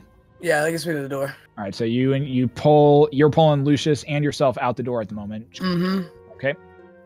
You're not dying today, brother. So you guys are just at the door, like slowly pulling yourselves out at this point. All right. All right. So that's your action. Used a bonus action to take a healing potion. You moved. That's it for you, Brontor. Lucius. Yeah, so I have the 2 saves still. Yep. Okay, good. Damn. Hello. So if you crit fail, do you automatically die? You just get 2 marks. Oh, that sucks. 1 health. Again. Okay. Now, I'm just curious. Am I still out 5 hit You are points? still. You are. I'm just making sure I read this. D20. On your 3rd success, you become stable. Stay below. Stabilizing a creature. All right. So you are currently stable at the moment, which means. What's your hit points? Is if you stable creature you do not make death saving throws, but you are still at 0 hit points, so you're still unconscious. Oh, okay. Creature. So you're still currently unstable. You are currently stable at the moment, and you regain 1 hit point at. Damn it! I forgot a wild magic thing. Too late. Doesn't matter. Opportunity missed. Worked in your favor though. Okay, so you will gain 1 hit point after roll me a d4. Wait, there was things that were in our favor in Yeah. this fight? Yeah. 2. Okay, so in 2 hours you'll regain 1 hit point, Oh, great. Nice. unless someone gives you a healing potion beforehand. Anyways, Now, real quick, that when I lost the 5 hit points off my maximum, Yeah. do I still have those off? Okay, I was just curious. Yep. Because I saw that I have a note in here for. Yep, those are -5. still fully off your maximum at the moment. Okay. All right. The drow are, so that's Lucius's turn. Axe is going to continue to pull Tonph back as far as he can. The rest are dead at this point, and the other one's going to keep running out. Actually, the other one's going to make a shout and says, "You may have taken Emberhold, or Emberhide Manor, but you will not take the city of Mirabar." And he just starts booking it at this point. Run away. This brings us to the top of the initiative round. Drow warriors are going to attempt to break out of the said hole, which they don't, so it doesn't matter. They currently have about 10 minutes worth of air in it. Brings us to Dryden. I don't trust this cloud. Can't do anything. I'm going to join the others. Okay. I don't know. I'm just gonna move my guy there because. Okay, so at this point, you all end up reaching the front door of Emberhide Manor, and as you gaze out onto the front And this lawn, has been Will They Make It. It? Need like balloons and streamers going off right now. Little poppers. And as you guys make it out to the front lawn of Emberhide Manor, and it is a lawn, like there is grass around Emberhide Manor, and you, I take it at this point you guys are all working on just booking it out of this area. Yeah. Okay. So. Yeah, I'm gonna, if I can. You're at 1 hit point, so you can get up. I'm gonna heal myself. All right, so you're gonna fall a little behind at that point, but you can do that. That's fine. I'd rather have some health than one. Yeah, so you kind of like while the dwarf is dragging. I'm already ahead of him a little bit, right? A little bit, yeah. So while the dwarf is dragging you, just quaff a healing potion, and you feel some of your wounds heal. You still ache like crap all over, but I mean you're all right. Brontor, are you still dragging Leucis or? Leucis is up, isn't he? Yeah, I'll pour a potion down his gullet. All right, so you pour a potion down his gullet. Go ahead and roll that healing. Okay. Uh-oh, what does the wild magic do? God damn it, what does the wild magic do? Really? You don't know. Doesn't really matter in the moment. So as you said, unless you take a healing potion between now and then. Yeah. Okay. Yeah. At which point he regains health and he's fine. Okay. I'm gonna put the last chocolate that I have into Lucius's mouth.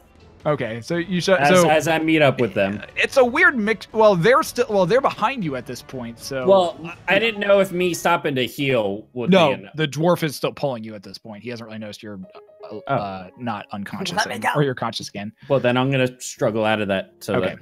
Okay. He's like, oh. And as he kind of watches you start walking, like going back, he's like, why are you going back that way? And he starts booking the other way and trying to get out away from Emberhide Manor. You all are still as you're all running, you're quaffing potions, you're getting everyone up at this point. Brontor, as you finish feeding Leucis the healing potion, you glance back and you see walking out of the mist. You see walking out of the mist the Drow priestess, white hair pulled back into a ponytail, and she's looking a little hurt, but she's still she walks out confidently. She has a whip in her hand at this point that seems to kind of coil around her upper forearm, and also emerging out of the cloud, you see 2 more dwarf or drow warriors following behind her. Do I see this? Yeah. Can I cast spike growth and completely fill off the entrance as soon as Dryden, Brontor, and Leucis get past, and just basically make as much spike growth between us and... Make me an initiative check. Okay, now question. I have advantage on initiative. Do I just a straight roll? Just a straight roll. I just want to see who gets this off first. 22. Yeah, buddy. Yeah. So as you see like the... Unbeknownst to your comrades, as you see these 3 individuals just walking out of the cloud, you immediately just go grab an arrow, fire it, and it goes shrieking straight over Brontor's shoulder and above Dryden's head, and it just hits right into the door frame, where the spike growth just completely entangles everything across the door frame and then down onto the actual lawn in front area. You think about yourself a little bit of time. You're not sure though. That's fine. So, what are you guys doing? Running. Okay. Where are you guys running to? Bella's Respite. Yeah, head that way. As we pass Magmara, though, does he speak I'm going to shout to him in Infernal. Okay. So, Magmara takes up the entire center of this, do you have a screen mostly. By any chance? Oh, you have a death screen. So,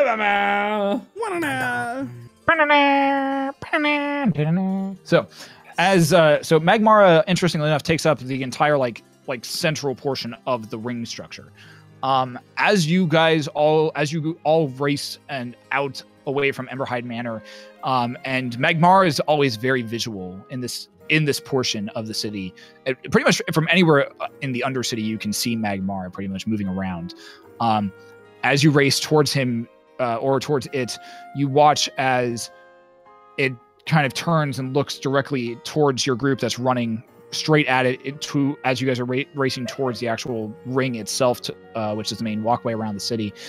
And you watch as it lifts a giant hand towards you before you watch just flames begin to swirl around it.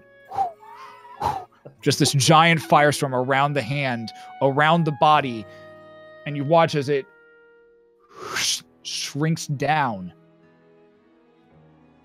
far below the third ring, completely out of sight, and the only light completely just throwing the entire Undercity into not complete darkness, because there are still lamps and this red stone that is also used as lighting throughout the city, but very visually causing a great darkness to fall over the entire Undercity of Mirabar.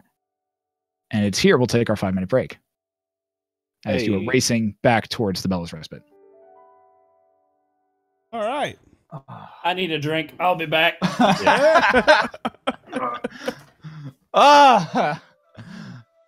Fucking battle, dude. Oh man, you guys survived that shit. I'm so happy. DM was looking for a TPK on that. No, one. I really wasn't. That was awesome. That was amazing. Oh man. Anyways, hi guys. The slide. I'm so glad I rolled that. Oh man, there was a few. You guys had some clutch rolls in that. Holy shit. Yeah. I got. There was some important. Oh man.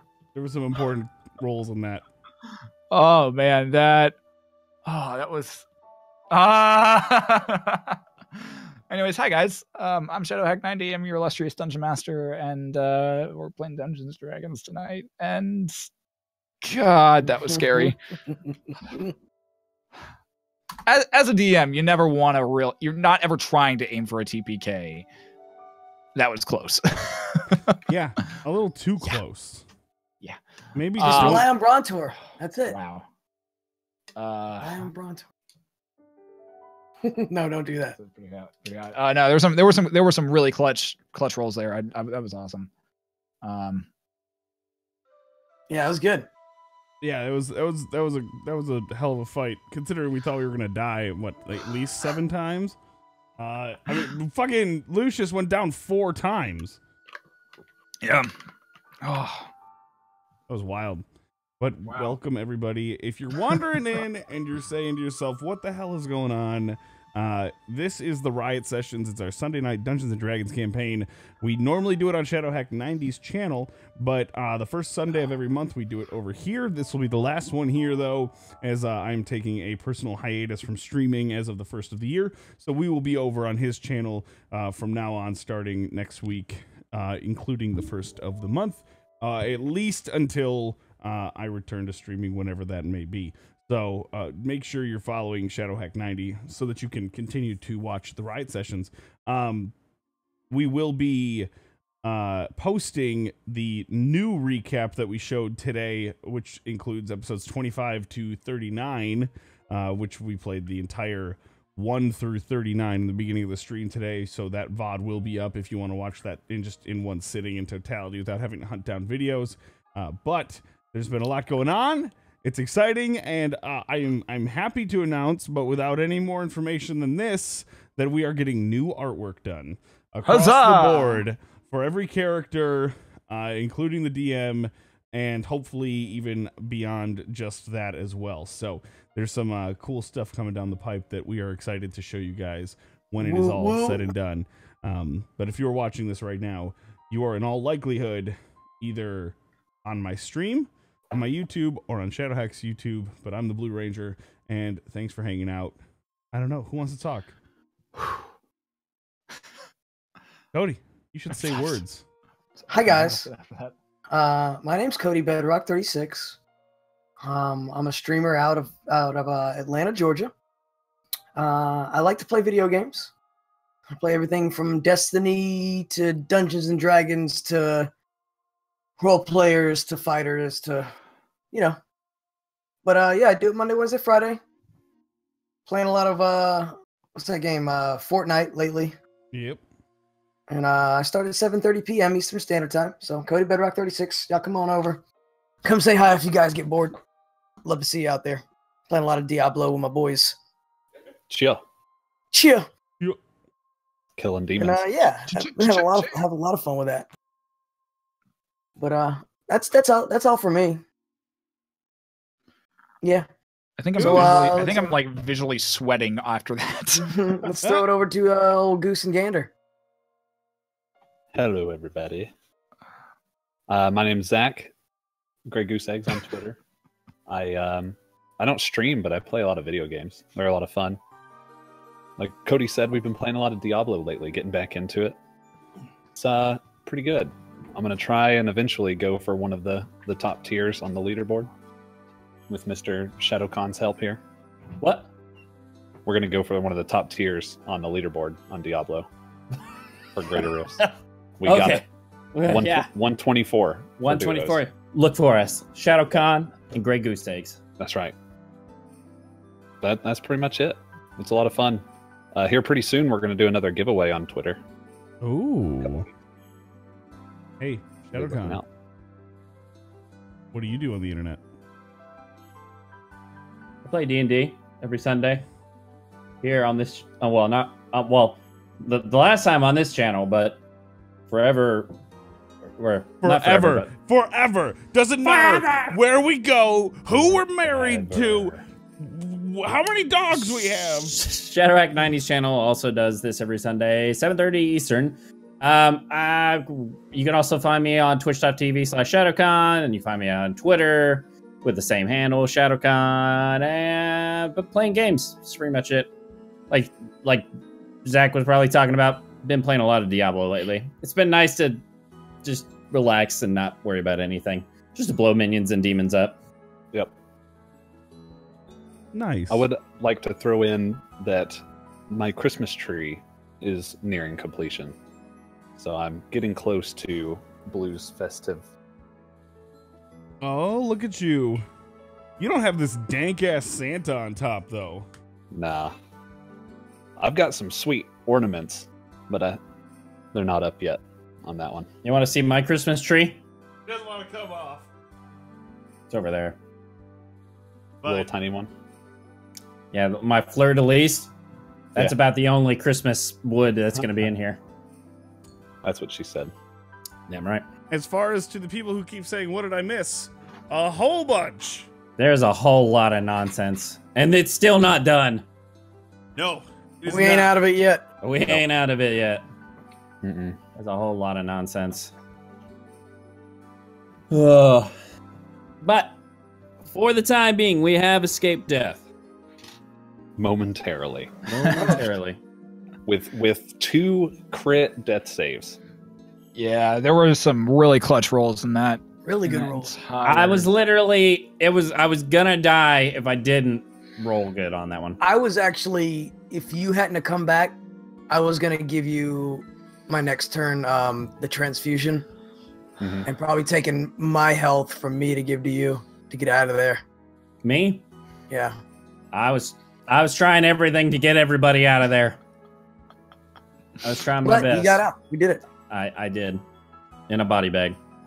Get a good supply of body bags. First blood.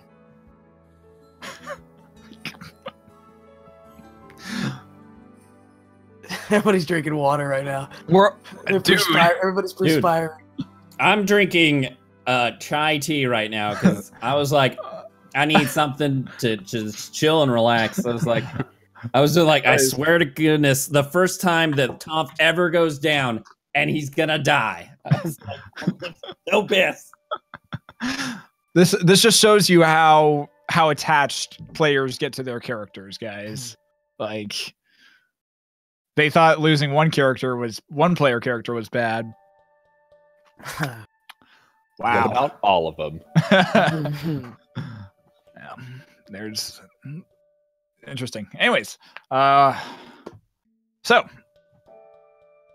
are we ready to get back into this?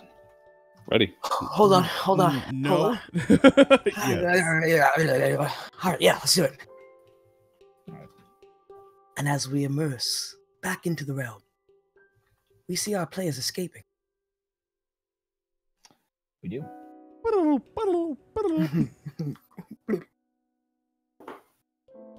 So, as the entirety of the Rad Squad races towards the ring, you watch as Magmara in this just insane firestorm that just seems to swirl completely around it, just sucks it straight down, darkening the entire undercity of Mirabar. You race and run, and some of you clutching wounds, others of you still bleeding from different scar or from different wounds that you took during the battle. And you realize that the entire council of the city of Mirabar now lays dead in the Emberhide Manor. Free city. That's what I'm hearing. Question. Free city. Wow. How many rotations has the guy gone? You don't know. So we can meet those guys for Well, our that's why drinks. I said we go back to the Bellows Respite, because we were supposed to be at 3 rotations, and then we were supposed to get drinks. Yeah, we were supposed to get there after 3 rotations. So as you're having this conversation, as you're racing back to the Bellows Respite, you can hear this sounds coming from high above and to the sides of you. At this point, you continue racing, and you eventually I would like for all you to make perception checks. You got it, boss. In the direction, where is the Give me it. Temple of Cord? GG, Leucis. That is the other direct. Like you have to pass the Bellows Respite before you get to the Temple of Cord. Okay. So,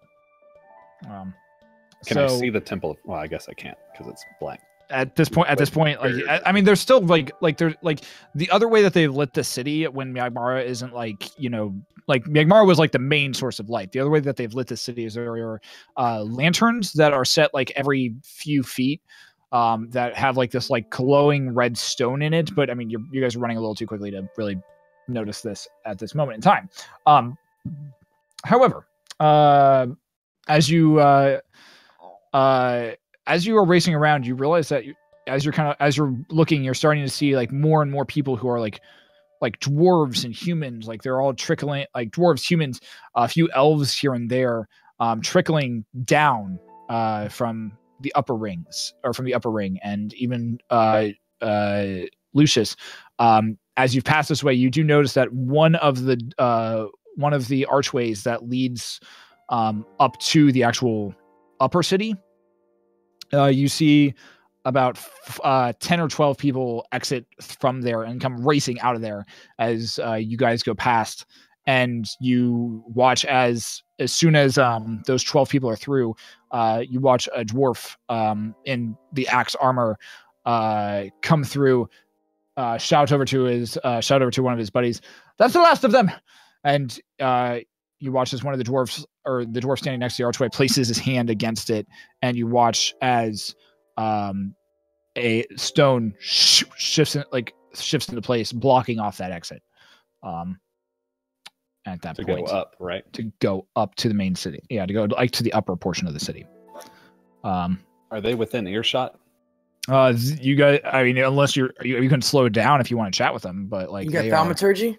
But they're probably about 20 feet off from you, like off to your left. Sound really loud as you guys are still kind of curving around the ring to get to back to the Bellows Respite.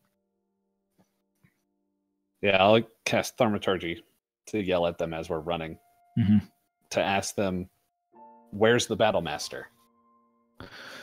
They look around, thoroughly confused.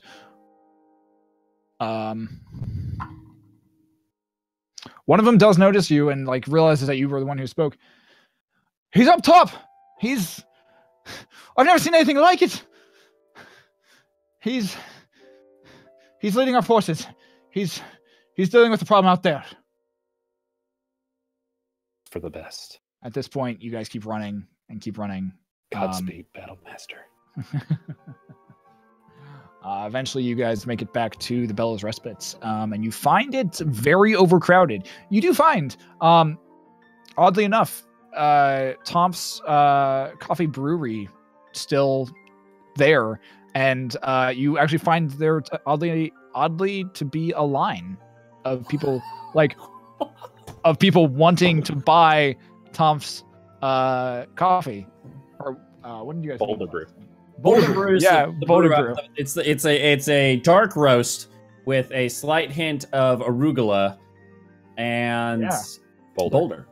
Yeah. Yep. I forgot. Brontor leans over to Leucis and goes, "Man, people are sheep." As I'm clutching a side that's bleeding profusely. At which point you do notice that Leucis is sporting some very nice bosoms that seem to have. Okay, because it's 2017, it's worth noting there was a gender change in the last episode, or maybe 2 episodes ago. We're not taking a moment to notice our characters' breasts. There was an actual gender change due to some wild magic. Yeah. Nice. I'm okay. I go over to my coffee stand. Yes. I'm needing some coffee. You find know. I'm here. I'm here. I'm willing to make some coffee. There's a huzzah! Oh, thank God! And great news! I've also got a new line I'm introducing as of right now: Muddy Mocha. And so I've got Muddy Mocha and Boulder Brew. I recast a minor illusion to say Boulder Brew and Muddy Mocha. Muddy Mocha. As you say this, and as you cast Minor Illusion, you don't even get the chance to cast Minor Illusion, as there's already like what originally started as just a minor an illusionary sign. You look up and there is now an actual wooden sign there that says Tonph's Coffee, and underneath it there is actually hanging from like little hooks a little plaque that says Boulder Brew. And before you can even cast Minor Illusion, another one, like 2 more hooks, drop down out of the plaque, and come swinging off of it is another little wooden plaque that says Muddy Mochas. Nice. Ornate gold lettering. Where's that gnome bitch at? She's trying to one-up me again. Make a perception check. Brontor just looks over and goes, ugh. But he goes, "Good job, Tonph." You see no gnome. You see no signs of the pink-haired Clarissa anywhere. You do see a blue-skinned individual in very ornate golden and white robes, or purple and white robes today, and a white turban with a large purple peacock feather coming out of the center of the turban. He's my new favorite person. He is just floating luxuriously on a bright pink cloud, just hovering above everybody. I go to town, start making some Boulder Brews and Muddy Mochas. For the Muddy Mochas, I do use the chocolate though. Oh yeah, no, there's like as you walk up to this, you've never actually seen. Actually, make a history check. I want to see how this plays out. I'm gonna let the dice decide this. History. Huzzah! 7. I mean, you've been in brewery houses before? ? But you're starting to notice there's a lot of instruments that you don't normally use. You're used to having to make coffee on the fly. Some of this might work. Other parts of it might just be trash. You're not really sure. But you start making stuff, and people are buying it. They're throwing they're offering to hand you coppers and silver pieces for the coffee that you're making. I don't take them. Okay, so you're just handing out free coffee at this point. Yeah. Okay. But yeah, you guys have made this place is packed. There's at least probably upwards of 75. It's already a pretty small bar. There's probably about 75 to about 150 people rotating in and out of the bar, in and out of this area at the moment. I'm gonna make as many things as I can, and then I'm going to get some rest. Yeah, Brontor was like, "Guys, I gotta go to bed." I go up to the bar and I just ask, "Why is there so many people here?" The barkeep, who is also kind of in a frantic mood, as he's like trying to pour as he's pouring steins and like taking orders for food and trying to like get like people situated, and he's like, unfortunately that room's already taken by these gentlemen over here. No, ma'am, you can't. No, don't bring the pig in here. Don't need. Have you not? Where have you been for the past 3 hours? And like, and he I throw a gold piece at his head and ask him again. It's the way Mirabar is designed. If anything attacks the actual outer city or the upper city itself, the entire undercity can sustain and house the entire populace of Mirabar for a time. We have rations, we have places for everyone to stay. It's the way this place was built. It's the way we are to survive siege. It's the way Mirabar survived for so long. As long as nothing comes from underneath, which I believe some of the acts are already down there dealing with any creatures down in the mines, we should be all right. The Battlemaster is above, from what I've been told. The Battlemaster is above. He's dealing with the threat out there. I go, okay. And I point at a really fancy bottle behind the bar and go, how much is that? For you? I don't. He just grabs it and just hands it to you. Just take it. Unless I have the worst, I'm not gonna have to worry about people trying to steal my booze. He just hands it to you. So I just take the bottle and I go back to my room. Yeah. And then I drink the bottle and go to bed. Yeah, make a constitution saving throw, dude. 13.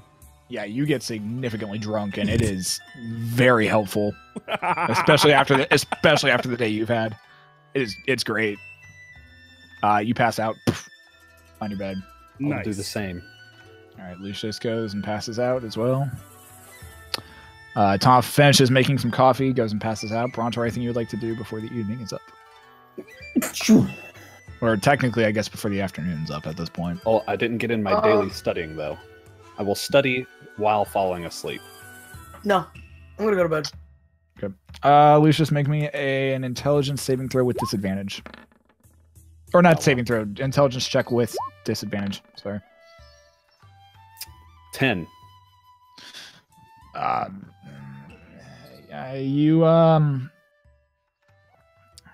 It's just not comedy tonight, man. It's not fine. Like you've had a day. Your brain keeps flashing back to all those other, to that battle you just had. It keeps flashing back to the fact that you literally, like, by all accounts, you should be dead, and you're kind of coming to, like, you're really coming to terms with like what just happened there. However, as you are dozing off to sleep, you do feel a sharp pain in your chest and a sharp pain in your nether regions. As my downstairs mix up. Oh, no. as got a downstairs mix up. I'm old Greg. I'm old Greg. I got all things that are good. Your face also really itches at this point, and you hadn't noticed it until now. Not again. But your bosoms recede back to your normal self. You are by all rights back to Leucis as we know him. Two downstairs mix-ups in one day. However, your face, as you look in the mirror, like right before you're falling asleep, you realize everything looks to be back the same size, and you're like you no longer look like a freak. Wait, you're still missing a lot of hair, but I mean, do I have time to use the communicator? Zach missing a lot of hair. Hey. Anyways, I do want to set one thing up before I go to bed. I want to set in front of all of their rooms a bucket of water to fall on them when they get up in the morning, like when they open the door. All right, make me a just make me a I'm not going to make you roll stealth checks. Everyone's so exhausted from this. Well, this is like after they go to bed. I'm just gonna hang out for a little bit. Yeah, you're able to just make me a dexterity check. Okay. Damn. You place some buckets. You get super soaked in the reason, and you're pretty sure like the buckets only have maybe like a fourth of water left in them by the time you get them all set, but that's perfect. They're placed. Yes. All right. Right before I go to SA. You gotta get it, guys. Yeah. So, Leucis, you said you're trying to use the mirror? Yeah, I'll use the mirror. Communicate. Okay, you place the orb.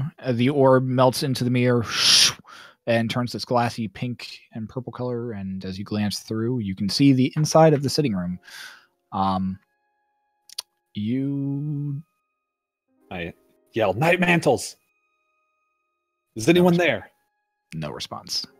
Perfect. Hopefully they made it out okay. I'll take the orb bet. Okay. Turns back to an orb. And did I get the hole from Dryden? Dryden, did you give me the hole back? Nope. I did not. I still have the hole. Dryden still technically has the hole, as well as the bag of holding. Or just Tonph has the bag of holding. No, I have Dryden's got the bag of holding. So okay. Just don't put them all inside of each stuff. other. Just don't put. You don't want to like rip a hole in the temporal plane. You actually will. I know. Yeah. I know. So, as you all find yourselves to rest this evening, or in the evening, you find it hard. You find it like you're able to get a full night's rest, as you just are exhausted. Many of you from coming very, very close to death. All of us. All of this. All of you. This is the first time me and Tonph have been knocked out, both of us. You come to consciousness over the course of the entire evening. I just want one of you, whoever you want, to roll me a d10. I'll roll it. Thank you. Do it. Good. Hot. Don't fuck it up. Oh yeah. That's not bad at all. All right. Hey, so that's satisfactory. Over the course of the night, you continue to hear these. You do, a lot of you, actually all of you, wake up from time to time, just either due to reoccurring nightmares or reoccurring dreams, or just immense pain from what like the injuries that you sustained. And you, throughout the night, you continue to hear this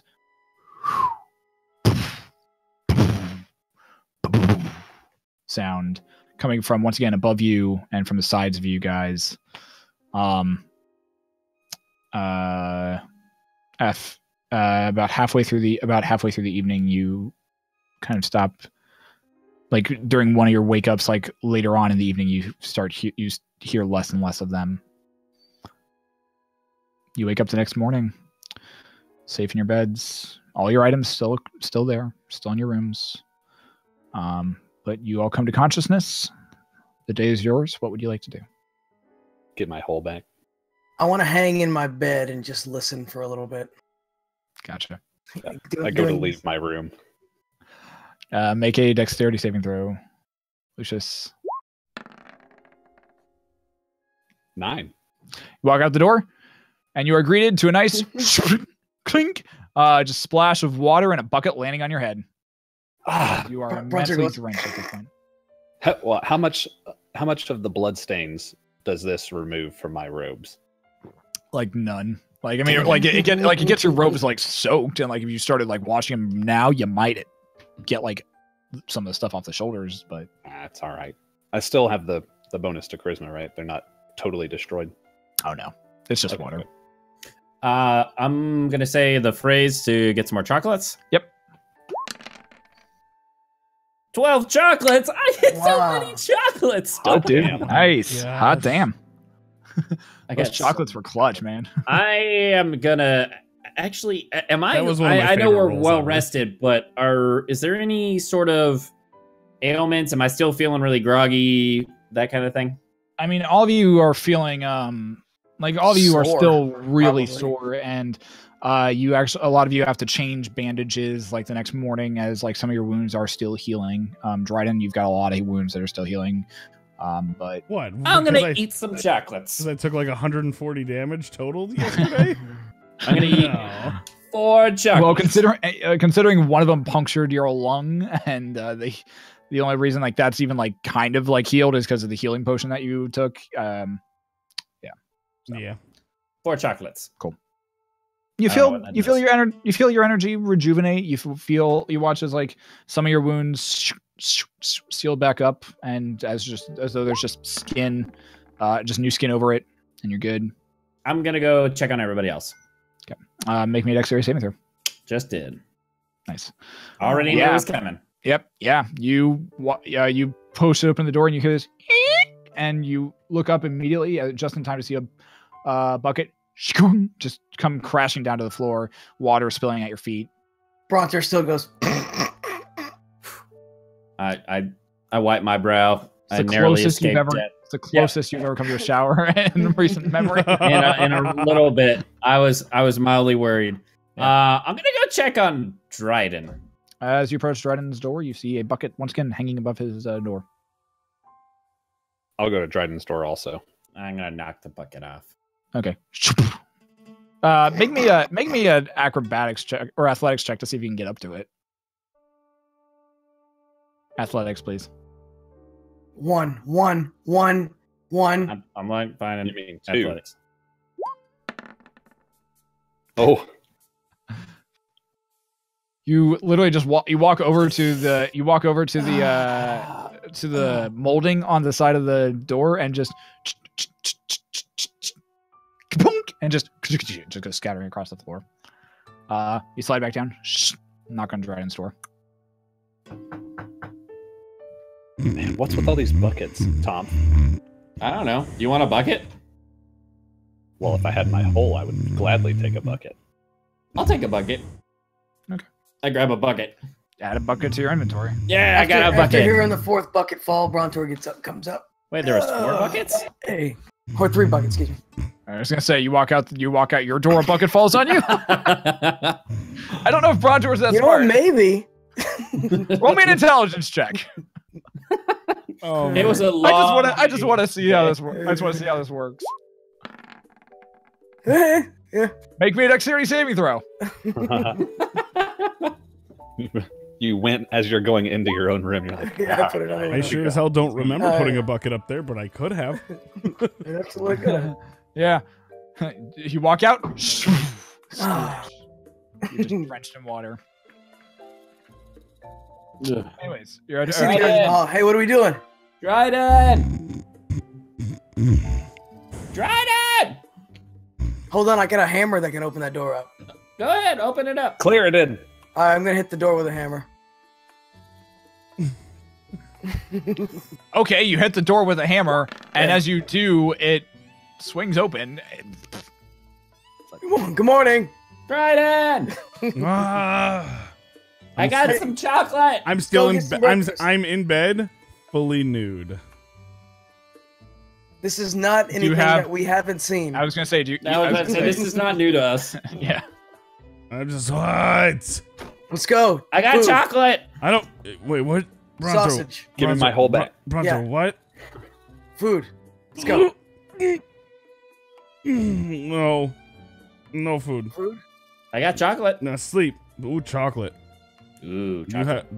I got booze. I got 4 pieces of chocolate. Let's go. You got chocolate and booze? I kind of like luring him. 4 now. pieces of Come chocolates. on. I put one on the floor and then I put another one on the floor. He's getting- I put my vest on and nothing else and start walking towards the door. As you were putting on your clothing this morning, you felt immense pain just from wherever you took or put on or removed clothing. It hurt. It felt like you were being flayed alive. Not enough to take damage, but it just hurt like a motherfucker. Damn. Like putting on or removing any form of clothing, like it literally hurt. Like a burning? Like my skin burning? Or is... Yeah, I mean, more like it felt like your skin was being peeled off, or it felt like it was like being like restricted as you put it on. So just I to think have got that's the one more best way to potion if you- describe Anyways. my mental state. moving on. Oof.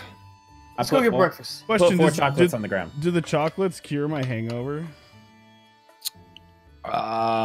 No. Damn it! Booze does. But they though. might help though. Oh no, the booze is absolutely helping. Yeah, I give you a shot of the frozen cold whiskey. Let's chase it with a shot of the firebrand. Hell yeah.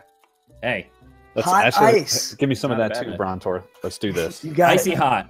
This worked out great last time That would be awesome I day if you like drank. poured in a shot glass and it kind of went half and half.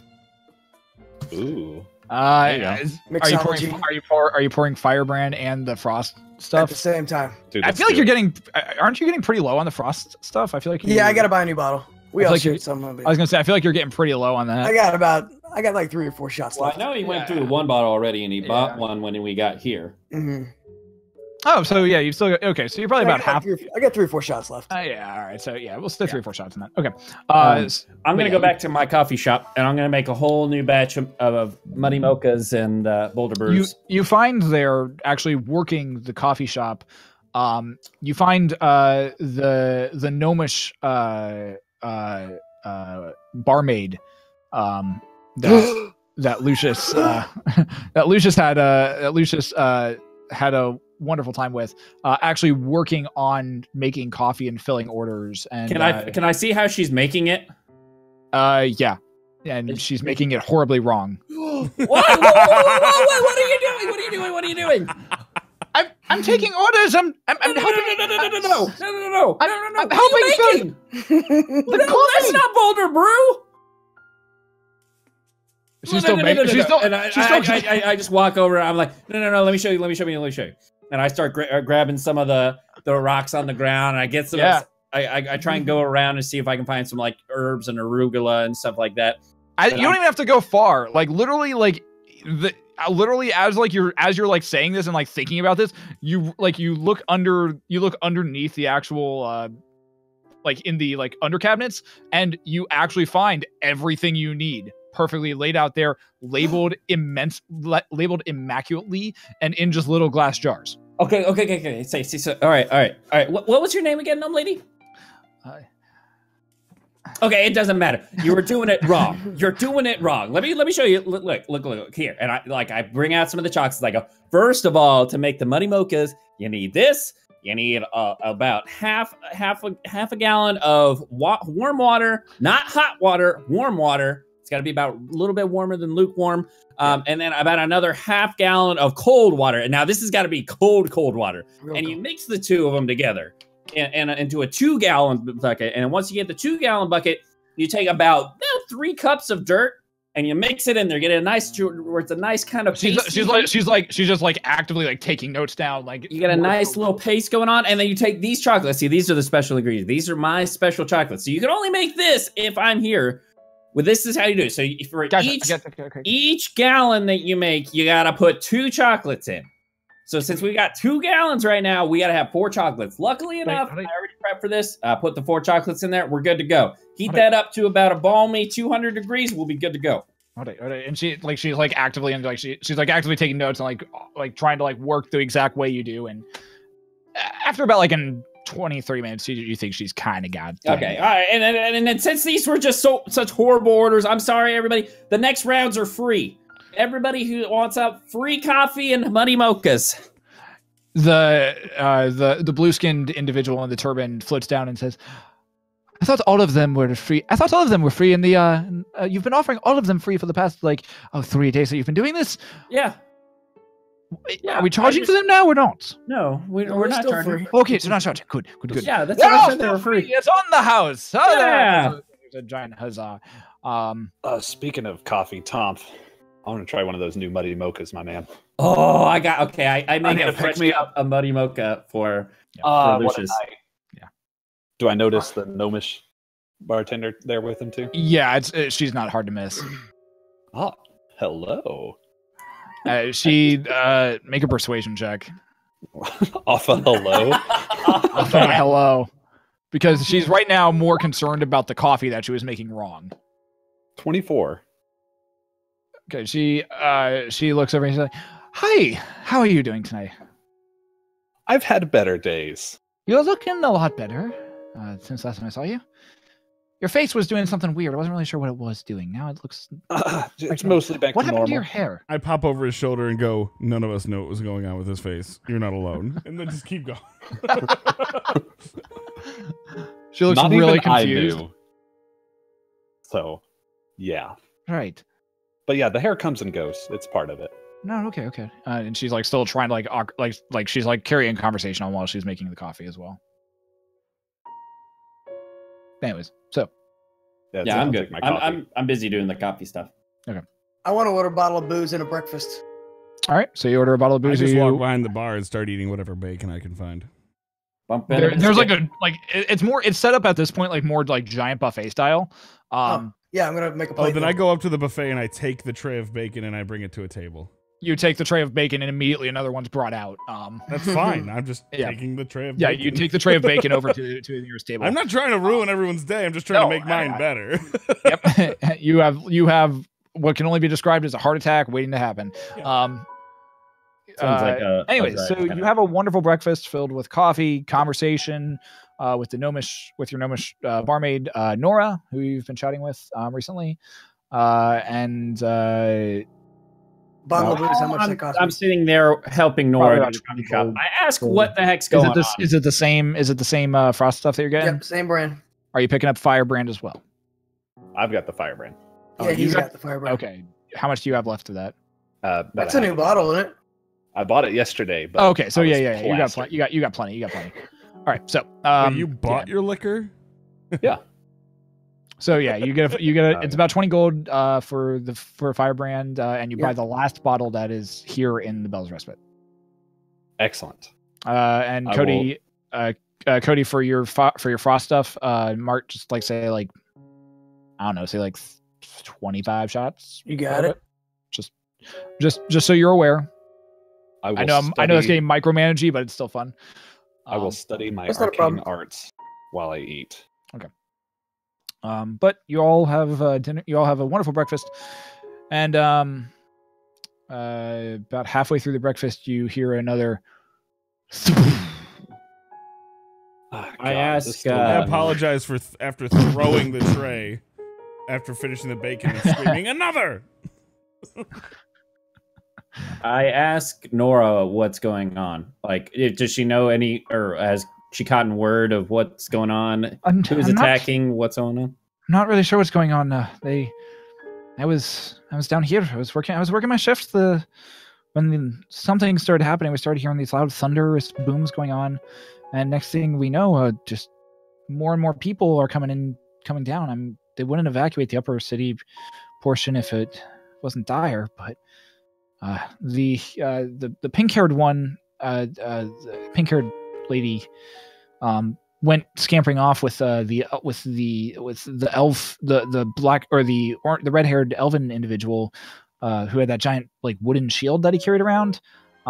They went scampering off and seemed to kind of be trying to make their way up to the top portion of the city. Do I see the genie? Yeah, you still see the blue genie. He floated down and talked to you this morning. Yeah, well, so yeah, I knew he was. He's floating on a lime green cloud today, no longer a pink cloud. Genie man. He doesn't respond. I don't know. Blue dude. He finally, like after like about 3 minutes of yelling this, he finally looks down and says, "The name's Ansem, young master. What may I do for you?" Yes, hey! And he floats down, just kind of lounging on his lime green cloud today. While you are looking splendiferous today. Oh, thank you so much. I do try. It's a wonderful hassle being me. You never know what my hair takes to do, but I have a turban over it. It's a beautiful piece. Is it yours naturally? It's really mine. It's fantastic. It was given to me by the leader of Marquette a while back. Really? Wonderful. That's amazing. Yes. Quick question. What can I do for you, Master Boulder? Your little pink-haired gnome friend. Yes, Clarissa. Where'd they go? They went up top. Why'd they go up top? I would assume to help with whatever trouble's going on up there. I'm not very much of a trouble helper or trouble fighter person. I'm more just one of those individuals who loves creating fun, a little bit of madness for everybody else. Ooh. Is there hence your immaculate coffee stand? I thought that'd be fun. Isn't it doing great right now? It's doing so. Thank you so much for helping out with that. You'd be making a killing if you were charging for it. But I'm all one. So I'm thinking about: is there any way that you could get us up top? Well, Because what I'm thinking is, if you get us up top, I'll let you run the coffee stand. you let me run the coffee stand. And you can charge whatever you want. Would I be owner of the coffee stand, or would you still be owning the coffee stand and and I would just be working for you? 60-40. You know what? I think you have done an exceptional job at managing the coffee shop so far. You've been great at supplying everything. I do try and doing everything. What if we do a trial run? I let you run it for the time being at 50-50, whatever we make, and then if I get back and you are booming, I might even let you take over the coffee shop. Well, I'm not really sure if I'm going to be here that long. It all depends on what Carissa decides to do. Well, what if I go up there and find her for you so we can help clarify this?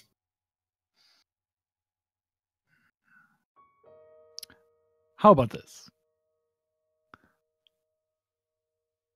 I take over the coffee stand for right now. Just low-level managerial station. Yeah. And I work on franchising it for you. I work on spreading the Boulder Brew. Is that the Boulder Brew, or is that Boulder just Brew. Yeah? What's the name of the entire franchise, or is it just Boulder Brew? Because Boulder Brew is one of your signature blends. But is there a franchise name that we're going with here? I think we were going with Tom's Terrific Tonics. Tom's Terrific Tonics, perfect. I will work on spreading Tom's Terrific Tonics all around the wonderful world. Or wonderful place of Faerun for you, to different cities, possibly even extending all the way down to Waterdeep. If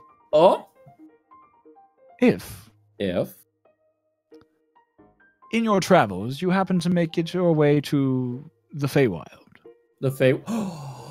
If on your travels you happen to make your way to the Feywild, there's a specific item that I require. And I require this within 1 year of striking this deal. Well, what if I don't find the Feywilds within this year? Well, that's your problem. They're a very hard and elusive place to find. It's very difficult to get to. Finding it, not so much. Getting to it, that's the trick. But there's a specific item I need there. And a specific person has it. Who this person is, I've only heard whispers of. Okay. However, if you can get me... Voldemort. If you can get me Artigan's hat. Artigan's hat? Artigan's hat is very... The sorting hat. If you can bring me his hat within 1 year... I'm sure it's a very beautiful I will hat. ensure that your franchise is known all across Faerun. It's a free franchise. Do we have a deal? And he extends his hand. 1 year. And I'm supposed to find Artigan's hat. Find and retrieve and bring it back to me. Artigan's hat. And who has the hat that you've heard of right now? I would assume it'd be Artigan, but I could have fallen out of his possession long ago. So you'll have to figure that out yourself. I'm not really sure. Haven't been to the Feywild myself in a long time. All I know is he has an immaculate hat, and I want it. You know what? Wait. What happens if I don't get the hat? I would assume I get to keep all I'd assume that the franchise would immediately return to myself and would be my own. And shakes your hand. You feel a slight shiver run up your entire arm and down your spine. Ew. Some creepy shit. A deal struck. Wonderful. And he floats back up on his cloud. I will get to work right away. Nora, we have business to do. Make sure that they make it right. Will do, Master Tom. Will do. And he kind of bows his head. The peacock feather, whoop, and he flicks it back up. Beautiful. Now, to business. He claps his hands, and all of you blink out of existence and reappear back up top in the city of Mirabar, the upper city of Mirabar. Are we still in a sitting position, like in You the are middle of eating? You're in the middle of eating in a sitting position, and you have no stools underneath you, so I'm you still are not all... wearing pants. I had no idea this was happening. Can we go back? I'm hungry still. Oh, Dryden, You appear in the middle of a... You appear in the middle of a street on the upper portion of Mirabar, and as you glance around, you can see what appears to be soldiers running back of the members of the Axe, running back and forth across the street, running up to the upper walls. You see as large houses and giant portions of the city have just been wrecked and destroyed by huge giant boulders that are, some of them are still flaming and burning. You glance around, Dryden not wearing any pants, but you are now currently in the middle of Mirabar, the upper the upper portion of the city, awkwardly down sitting. my bites of breakfast. I'm like, what are we doing up here? I didn't get to finish my plate. Oh, so many scrambled eggs and sausage to eat. God damn. Arden, that was his name, right? Arden? Dryden's still naked. All right, what? Yeah, Speaking of course of I'm still Dryden. naked. I told you I was going to be naked. Yeah. Dryden, do you still have the hole? My hole? Can I Uh, have that back? Yeah. okay. And I hand him the hole. I go, by the way, there's a couple new additions to it. Where was the hole? Where was the hole? In the vest pocket. Okay. Yeah. In my rectum. In my rectum. I'm It's just a hole within a Damn near hole. killed him. You didn't have your you didn't have your pants. I'm assuming you didn't have your giant backpack and adventure kit. You had with you. Also, because I try to whisper you on Twitch and it doesn't pop up, I've moved the piece of Vanandad to the bag of holding, Good to know. but they don't know this. Good to know. Who doesn't know this? I checked the hole for the new acquisitions. Oh wait, sorry. Okay, so you get your hole back. They're absolutely many dead new- by now, right? How many new? Oh yeah, they're super dead by now. Oh, There's yeah. two. Well, no, because it picked up. It picked up two drow. Two drow, and then you also had 2 new dead bodies get thrown in there as well. So 4. Yes. Yeah. And as you're looking through the portable hole, Tonph, you hear and right in front of you appears like about a foot off of the ground appears all of your adventuring gear, pants, anything that you left down in the inn, and it just drops down onto the street in front of you. Oh, okay, we're good. Oh, by the way, guys, I found a way for us to get up top. I was in the middle of breakfast, Tom. Come on. Well, I didn't know. Did you finish your breakfast? No. You watch as streaking over the top of the city and over the top of the walls are 2 flaming fireballs that just Ooh. just seem to be arching. One seems to be going a little farther. The other one is coming right at you guys. It's leaving a dark trail of black smoke as it... I need y'all to make dexterity saving throws. Oh. No. Oof. Hey, 21. God dang it. Got a +6 on that too. Scramble. All right, okay, so Dryden, Tonph, Dryden and Tonph managed to just see this and instinctively grab all their shit and just bolt. Leucis and Brontor notice it, freeze for a moment, and then start running. And it impacts about 2 seconds later. Dryden and Tonph are luckily far enough away that they're not hit by any of the debris. Leucis and Brontor, unfortunately, not so much. You guys each take 5 points of bludgeoning damage as you are thrown forward by the force of this thing landing, boom, and then bouncing a little bit and kind of rolling. You guys are just hit with debris from the fellow houses, and you watch as you're just laying on the ground, the dust settling. You once again continue to watch more of these fireballs just being streaked far above you, slamming into other towers, into other city portions of the city. What do you guys want to do? I want to ask one of the passing soldiers where the battle master is. So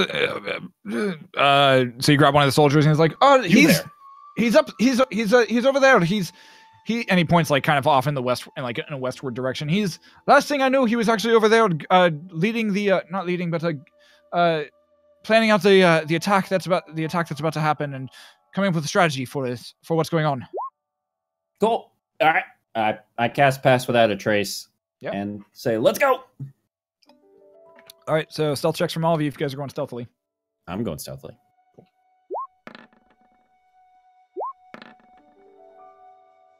All right. Hey. All right. Yeah, you're all able to eventually make your way in the direction that the individual. Did we collect all of our stuff? Yeah, you guys grabbed all of it. Whether or not Dryden is wearing pants by now or not, that's up to him. I will have put pants on. Okay. Oh, wow. So you all end up making your way towards the direction that the soldier pointed out. You continue to watch as these giant boulders of flame and rubble just continuing to fly towards into the upper portion of the city. You even hear some that seem to be getting slammed into the outer walls of the city themselves. You watch occasionally as a portion of one of the walls actually explodes and dwarven and human individuals just go flying off the walls. You eventually get to a small little pavilion that is currently like just set on like about 20 yards away from the actual wall itself. And there you can see the battle master in his very rustic colored armor, the three swords hanging at each of it on each side of his waist, and he's standing there talking at a table to a pink-haired gnomish girl, a red-haired elven man, as well as what you can see is a black-haired human individual who you've not seen before, who wears a white cloak and is dressed in this very beautiful silver armor. Oh, hi, Battle Master. You go rushing up, and he looks over. He kind of just glances over to you. You made it. You have returned to Mirabar. Yeah, we never left. We've been here a long time. We went and cleared the mines. Yeah, killed a bunch of stuff. Died a few times. Drow. He's died a lot. I've died a lot. I was a girl for a bit. Are you here? Dryden's still here, though. I went invisible. No, you're not. I went invisible. Oh, you went invisible. Okay. Like you said, you were still invisible. I was like, no, you're not. Can you imagine me downstairs? That's what I should have said. I'm downstairs naked eating breakfast because I think nobody can see me. That would have been funny. He looks. The battle master looks something over, to help us. The battle master looks over all of you and says, "Looks like you had a rough time. You up for a fight still?" Sure. Yeah. I'm always up for killing. Yeah. Oh, There'll be I plenty waved of to that. the pink-haired gnome lady. I was like, "Hi, we met your genie friend again." Ah, Stinky! I was wondering when you were showing up. Hi. Been a long time. Hi. Wow, you look like you got the shit beat out of you. Yeah, we had a bit of a run-in. Beat out of him. Yeah, we were Clarissa, down there. that's We were not talking. what you, Clarissa. Yes, he does look like that, but that's not what you say about that. And We got hit hard. Yeah, the council down there took a big hit. They're all dead. They died. You watch as the battle master himself like visually reacts to that. He kind of is. He's like he seems to almost be like he was punched in the gut, and the rest of them all look kind of over at the battle master. Yeah, it was these guys that did it, and I pull one of the drow out of the hole and throw him down the ground. You watch as the human in the white cloak bends down and begins examining the corpse of the drow, flipping him over and actually looking at him. We were down there. We were talking to the it was Emberhide people about. See, we had this piece of Vanandad, and where they were all like, "Oh, well, we need to check it and make sure it's all cool." He raises a hand.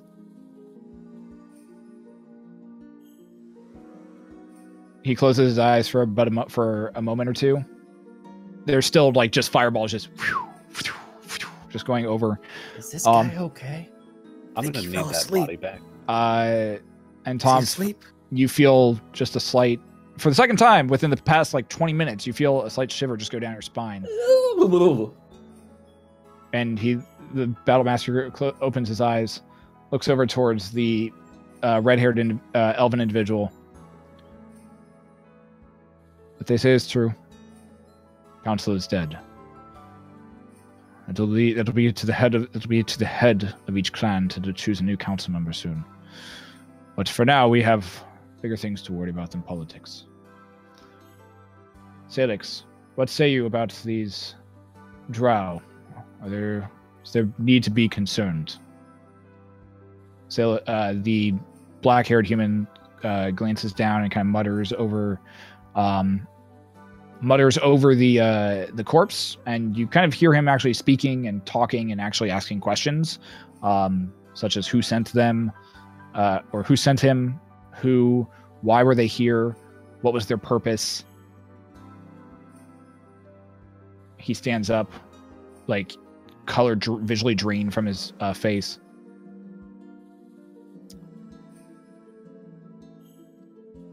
Well, on the plus side, we know who these idiots are now. And he actually kicks the drow across the face, like just visually breaking like whatever remains of it. I kick him too and be like, yeah. Man, I needed that body. You still have. He turns to the right there. He turns to the Battlemaster. House Dryden was the one who led the attack on the council. It seems that their plan was to capture and return Magmara to a third party. Who this third party is, this one didn't know, but to return it and take it to a third party. Magmara's gone too.